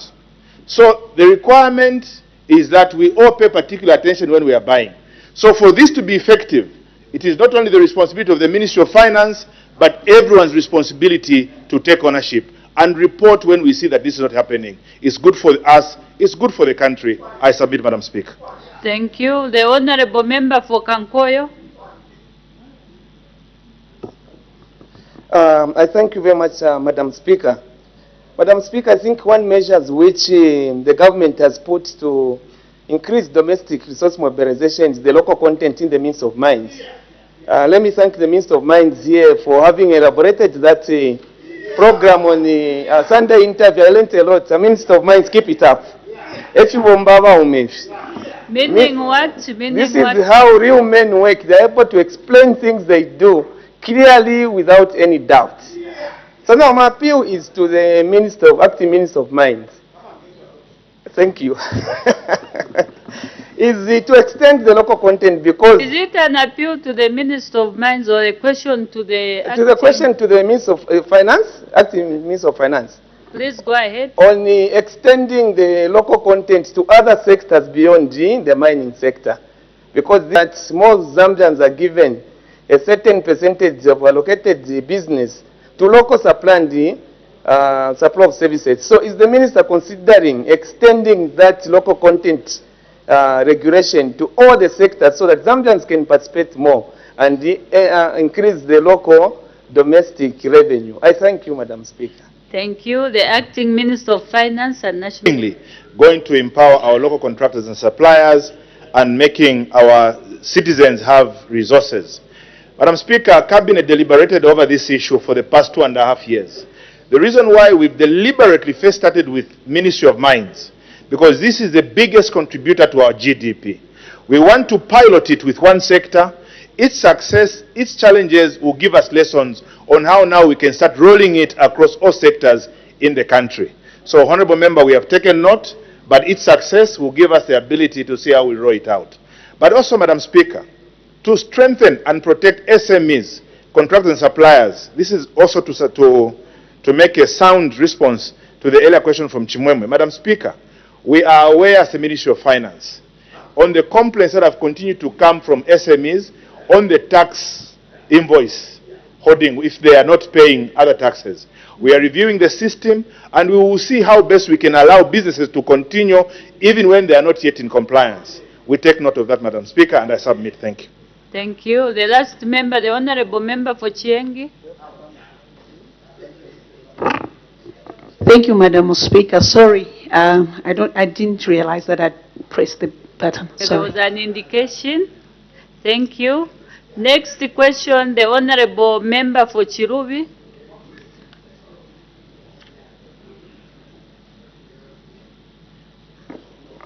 Madam Speaker, I keep on appealing to the Vice Chairperson, whom I congratulated without even noticing, that he should be behaving like an anti-doping Vice Chairperson who was elected at international level.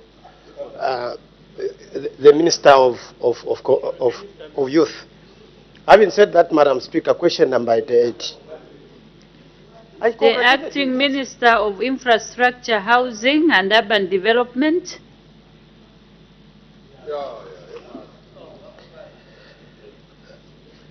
Thank you, Madam Speaker. Honorable Fuwe, to ask the Minister of Infrastructure, Housing and Urban Development 3 questions. A, whether the government has any plans to reconstruct the Kanshinshe Mofu Road, which is in a deplorable state in Chilubi district. B, if so, when the plans will be implemented, and C, what the estimated cost of the project is.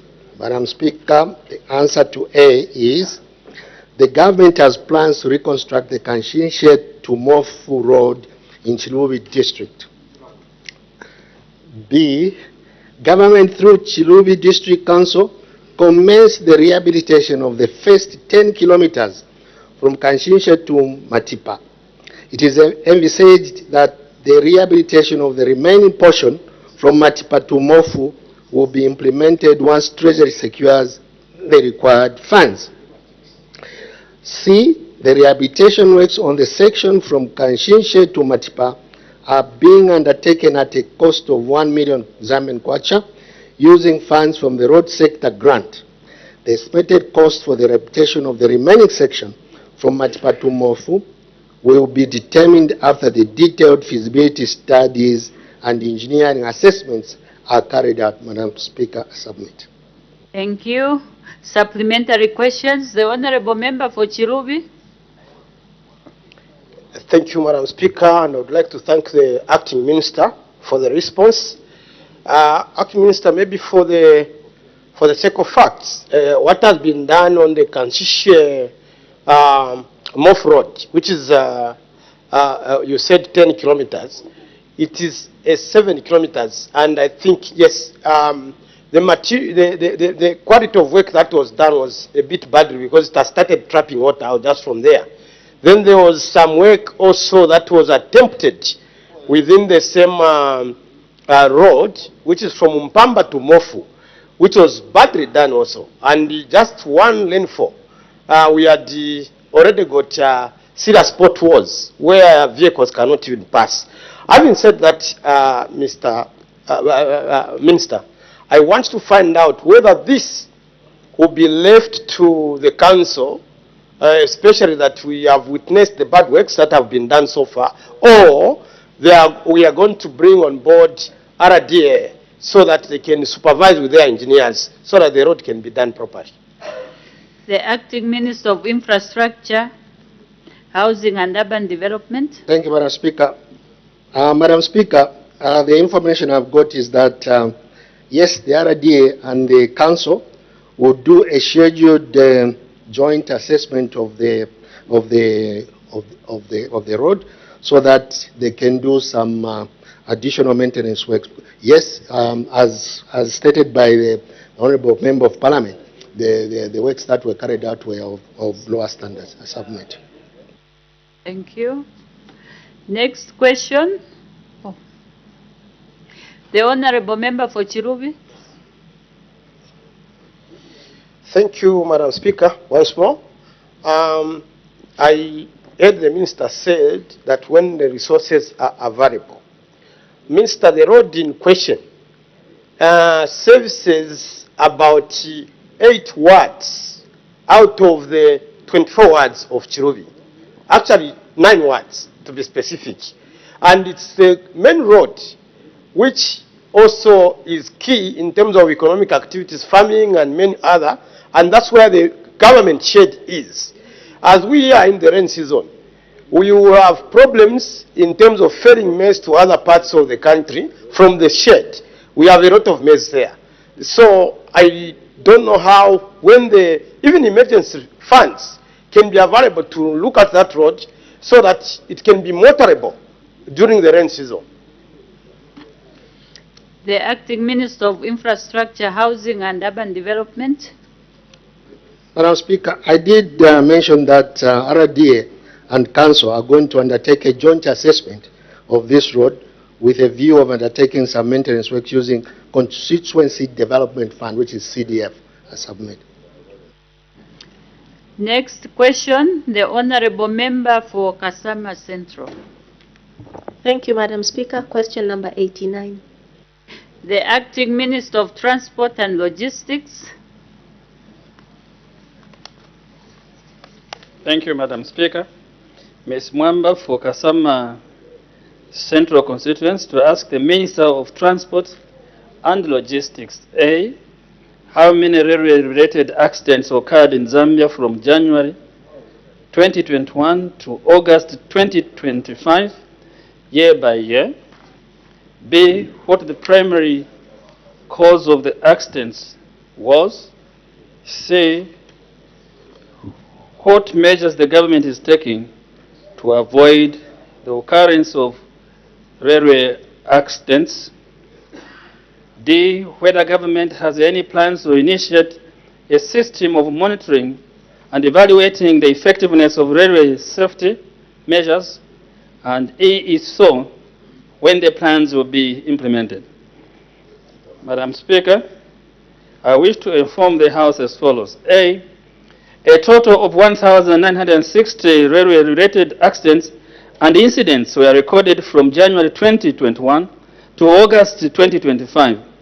Of these, 202 were classified as serious accidents, 1,318 as minor accidents, while 440 were serious incidents such as rail derailments that pose significant risks to railway operations, infrastructure, and passenger safety.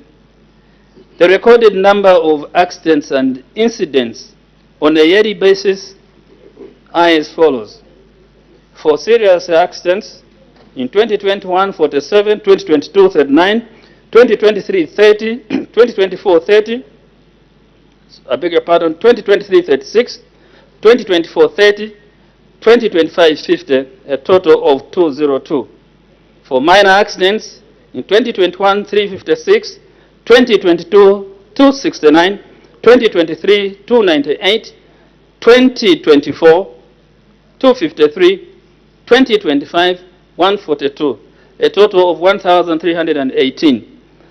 For serious accidents or serious incidents, 2021, 95, 2022, 89, 2023, 126, 2024, 72, 2025, 58, a total of 440, meaning that 2021 altogether 498, 2022 397, 2023 460, 2024 355, 2025 350, and altogether 1,960. B. Investigations into the accidents identified the following as the primary causes. 1. Poor state of rail infrastructure and equipment. 2. Human error due to operational lapses, particularly by train operators and station staff. 3.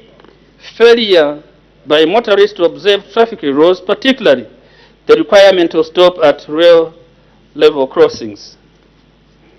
C.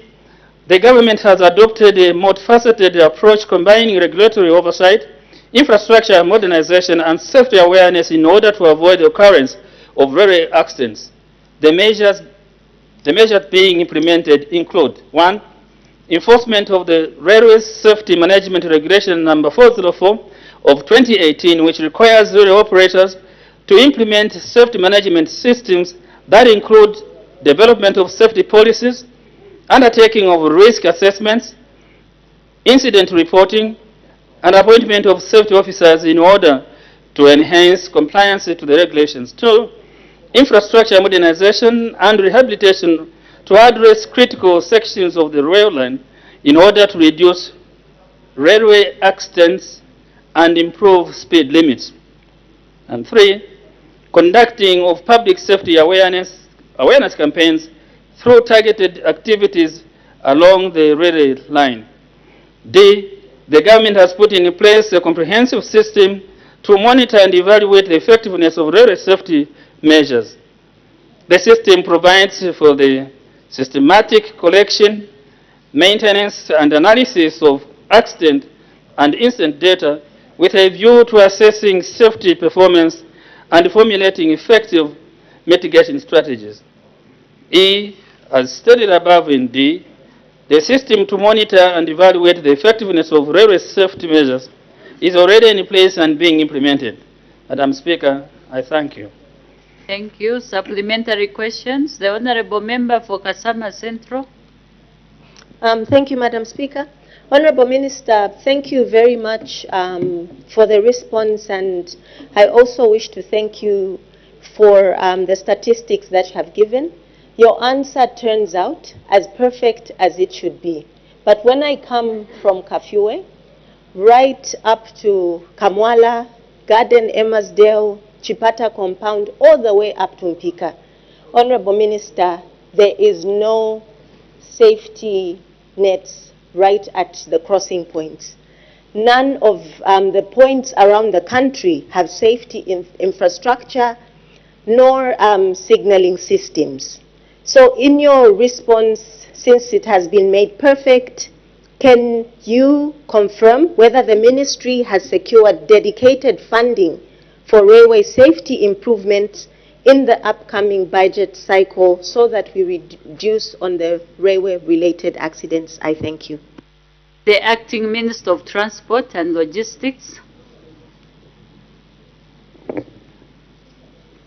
Madam Speaker, the government has secured 50 million euros grant from the European Union to finance the repair and rehabilitation of critical sections of the Zambia Railway Limited line between Livingstone and Ndola, including upgrades to signaling and telecommunication system. The EU has further committed to mobilizing additional private sector resources to support the Zambia Railways Limited revitalization project. Thank you, Madam Speaker. Thank you. The Honorable Member for Kasama Central. Thank you, Madam Speaker. Honorable Minister, I'm pleased to note that there is a 50 million grant plus other resources that will be made available for safety infrastructure and signaling systems. Honorable Minister, in the case where railway operators fail to comply with safety standards, what enforcement actions will be effected and what short-term measures have been put in place to address the safety concerns? I thank you. The Acting Minister of Transport and Logistics.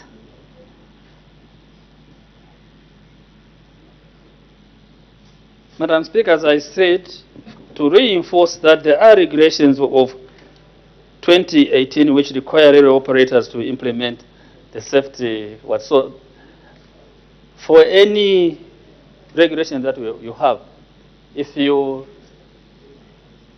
break them, there are consequences. So within the regulations, there are also consequences if you do not adhere to those regulations. I thank you, Madam Speaker. The Honorable Member for Chirubi. Thank you, Madam Speaker. When we talk about rail, Madam Speaker, we have two main rail lines. That's the one leading from Zambia to Tanzania, up to Dar es Salaam possibly, and then we have the other one which is mainly run by the Zambia Railways, which goes to Livingstone and also goes to Copperbelt from Lusaka. If you look at the state of the two, the one that is run by Tazala is a bit better in terms of state, but this one leading to Livingstone and also leading to Copperbelt from Lusaka is heavily dilapidated. You find that in certain points, Madam Speaker, the sleepers are buried just where the wheel is just supposed to suspend. That is where it is. And I think in the response of the minister, he did indicate what could be the certain causes and what they are trying to do. But from where the people of Chirubi stand, Madam Speaker, I think there is need for overhaul, rehabilitation of the rail system for it to be in a standard that is going to save in a position that accidents can be avoided. I don't know what's the take of the minister on overwhelming, because he mentioned the 50 million, which I feel that may not be sufficient to overhaul the rail system, because it's really dilapidated, including signs for the rail. I submit, Madam Speaker. The Acting Minister of Transport and Logistics. Madam Speaker, I think that the 50 million euros would help. I'm not quite sure. I haven't seen the BOQs. But I am very sure that certain things are going to be done in order to lessen this. In fact, Madam Speaker, approximately 70% of the rail accidents are as a result of poor infrastructure. Mostly. So 70% of all these accidents are as a result of poor infrastructure. And this is why we are happy that we have this allocation here, which we definitely think that many of those things that we have talked about, signaling and whatever, I think there will be something that will be done out of all this. That is to say, if we become as strict as possible, not using the Eurobond which was abused. Thank you. The Honorable Member for Chama South. Thank you, Madam Speaker, and thank you, Honorable Minister, for your responses. Honorable Minister, a number of accidents that we've witnessed to do with the rail accident usually happens on the junction of the road and the rail. A number of them have actually occurred there. What specific measures is the government putting in place to ensure that such accidents on the crossings between the rail and the road are not happening or indeed minimized? I submit, Madam Speaker. The Acting Minister of Transport and Logistics. Madam Speaker, this is why I was saying that investigations want to identified the following as primary causes. And I stated it, number 2, human error due to operational lapses, particularly by train operators and station staff. We still refer them to the regulations. But also it is about individual motorists. Right? When they see a train or a goods train from afar, they think that it is from afar. They want to cross without stopping. But also it is the signs on the rail crossings which don't give signals. So this is why we are trying now to say that we shall do all the rehabilitation using this 50 million euros. That will be taken care of. Thank you. The last 3, the Honorable Member for Bwana Mkubwa, Mulobezi and Shiwangandu. The Honorable Member for Bwana Mkubwa. Thank you, Madam Speaker, and thank you, Acting Minister of Transport and Logistics, for the answers you're providing.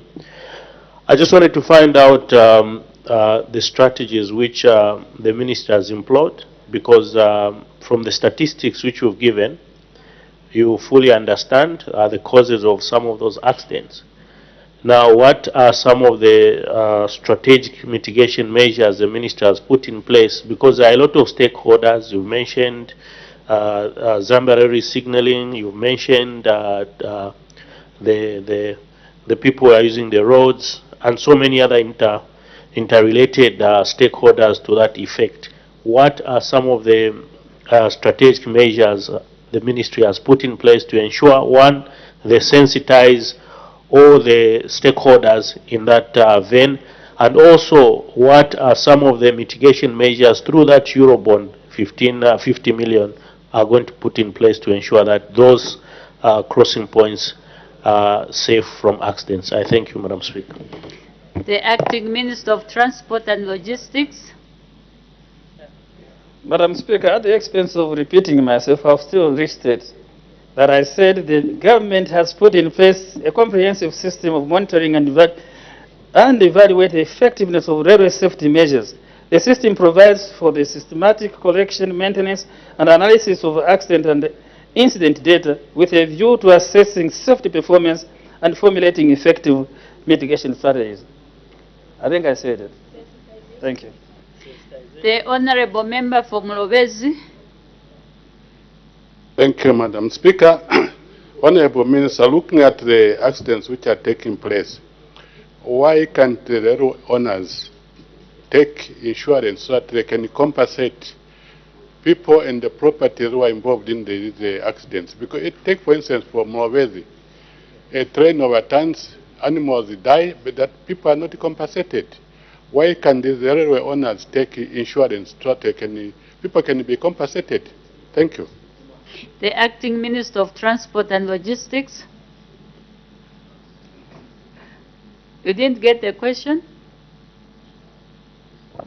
The Honorable Member for Mulobezi. Thank you, Madam Speaker. What I'm talking about is insurance of passengers and their properties in the case of an accident. Why can't railway owners take insurance so that when people are involved in an accident, they are compensated? At the moment, there's nothing like, for instance, Mulobezi.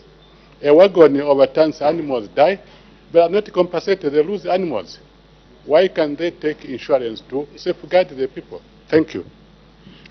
The Acting Minister of Transport and Logistics. Madam Speaker, I think that question has caught me off guard because I didn't really look at that aspect. But I need to go and find out if they really they insure goods in transit. We need just to go and find out. Thank you. Thank you. The last member, the Honorable Member for Shiwangandu. Thank you, Madam Speaker. Honorable Acting Minister, one of the causes obviously is the dilapidation of the rail tracks and generally the infrastructure. The substantive minister was here, I think last week, sharing with us the rehabilitation program for Tazara, which is between Tanzania and Zambia as joint ownership. Are there any plans under your government to rehabilitate the Zambia railways, which my colleague was asking about, comprehensively, as the Tazara is being worked on for that inland rail line? Is there a plan? I thank you, Madam Speaker. The Acting Minister of Transport and Logistics. Madam Speaker, I think the Member of Parliament for Shiwangandu was listening to Honorable Member for Chiloi. So he just asked the same question. Because he has just said, according to the question which another member asked, so he is re-asking. The emphasis is yes.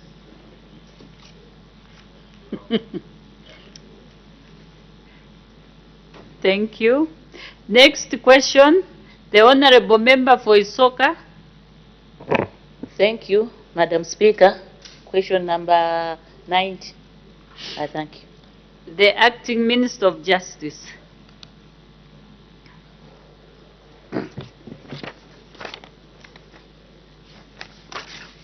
Thank you, Madam Speaker. Madam Speaker, I wish to inform the House, according to the questions that were asked by the Honorable Member of Parliament for Isoka, the questions were whether the government has any plans to construct local courts in the following areas in Isoka district. 1, Kafwembi. 2, Sansamwenje. 3, Kalungu. 4, Lualizi. 5, Chaswata. And 6, Kanyala. B, if so, when the plans will be implemented. And C, if there are no plans, why? In answer to the questions raised, I wish to inform the House that A, yes, plans are there to put up infrastructure in the above-mentioned areas. Budget provisions were made for the 2025 and bills of quantities and drawings were prepared together with tender documents. However, following budget cuts, budget core circular of 2025-2027 medium-term budget plan and the 2025 annual budget, guidance was given to prioritize and expend the resources towards the completion of ongoing capital projects and routine maintenance. We decided to reschedule the works. B, the construction works for local court buildings in Kafwimbi, Sansamwenje, Kalungu, Lualizi, Chiswata, and Kaira areas of Isoka district in Muchinga province have therefore been rescheduled for commencement in the year 2026. C, like indicated in B, plans are there. Thank you, Madam Speaker. Thank you. Supplementary questions? The Honorable Member for Isoka. Thank you, Madam Speaker. Honorable Minister, what assurance can you give to the people of Isoka constituents, especially the time? Because you are saying next year, but we want to know exactly the time. I submit, Madam Speaker. The Acting Minister of Justice.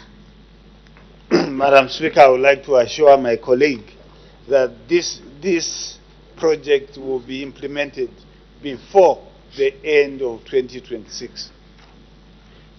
Thank you. Next question, the Honorable Member for Mulobezi. Thank you very much, Madam Speaker, for giving the good people of Mulobezi to ask question number 91. The Honorable Minister of Defense. Thank you, Madam Speaker. Madam Speaker, the Honorable Member for Mulobezi asked the Honorable Minister of Defense the following questions. A, whether the government will reopen the Zambia National Service camp in Mulobezi district to enhance food production. B, if so, when the plans will be implemented. C, if there are no such plans, why? And D, when the government will commence the supply of Zambia National Service meal meal to Mulobezi district in order to alleviate hunger in the area. Madam Speaker, our response is as follows. A, the camp referred to by the MP belonged to Rural Reconstruction Unit Center in the 1980s and was responsible for road construction projects in the district. However, with the government implementing the decentralization policy, utilization of the referred to piece of land can be captured in the integrated development plans in the district and other planning frameworks. B, the facility is not under the Ministry of Defense. However, if the land in question is found suitable for agriculture, Zambia National Service can explore and venture in agriculture activities. C, there are no such plans because this land is not under Ministry of Defense. D, I wish to inform the MP that Zambia National Service sells, supplies meal through agents. At the moment, Zambia National Service has no agents from Mulobezi district. Therefore, we are encouraging business entities from Mulobezi to take up this business opportunity. Madam Speaker, I thank you. Supplementary questions? The Honorable Member for Mulobezi. Yeah, thank you, Madam Speaker. Honorable Minister, thank you very much for the answer. When do you think the exploration will take place to find out whether that area is suitable for agriculture by the TNS? Thank you. The Acting Minister of Defense. Thank you, Madam Speaker. Madam Speaker, I will urge my colleague to consult with the Minister of Agriculture. Once the Minister of Agriculture can confirm that the area is suitable for agriculture, we can therefore make a recommendation through your office to the Ministry of Defense for Zambia National Service to take it up, as I indicated earlier. Thank you. The clerk will now read the orders of the day. The Zambia Institute of Procurement and Supply Bill, National Assembly, Bill number 11 of 2025, report stage. The Honorable Minister of Finance and National Planning, the Acting Minister. Madam Speaker, I beg to move that the report of the committee be adopted. Notice of further amendments to the bill has been received. The Honorable Minister of Finance and National Planning, the Acting Minister of Finance and National Planning. Madam Speaker, I beg to move that the bill be further amended with words as circulated.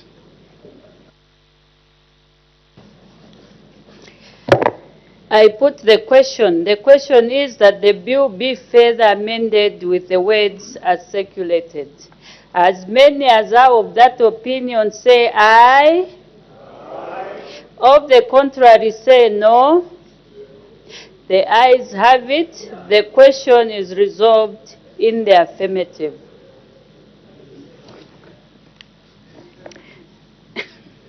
Is it your will that the report of the committee be adopted? Any objection? I see none. Report adopted. Day for third reading. Tomorrow, Madam Speaker. Third reading of the bill to be taken on tomorrow. Yeah. As the time is 1640 hours,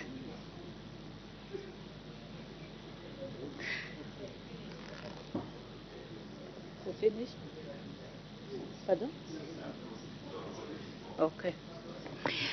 As the time is 1640 hours, I suspend business for 20 minutes for a healthy break. Good afternoon. You're tuned in to Parliament Television. Business resumes at 17 hours, just at the time that business was suspended. The House was considering the Zambia Institute of Procurement and Supply Bill, National Assembly Bill number 11 of 2025. It was being considered at report stage. It has since passed the report stage, and third reading of this particular bill will be taken tomorrow, Friday. Yes, indeed, and we just take a look at some of the business that has been considered from the time business commenced. Madam First Deputy Speaker did make one announcement in which she recognized the presence in the public gallery of pupils and teachers from Mopani Copper Mine School in Mufulira District. Madam First Deputy Speaker, on behalf of the National Assembly of Zambia, warmly welcomed the visitors to the National Assembly. There was a presentation of a government bill, that's the National Payment System Bill, National Assembly Bill number 32 of 2025. It was read the first time, and the bill has been referred to the Committee on National Economy, Trade and Labour Matters, and the committee is expected to submit its report to the House in due course.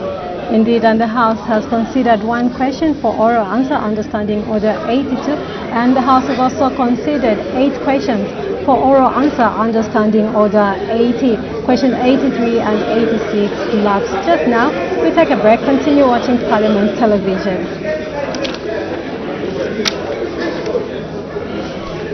Did you mention this?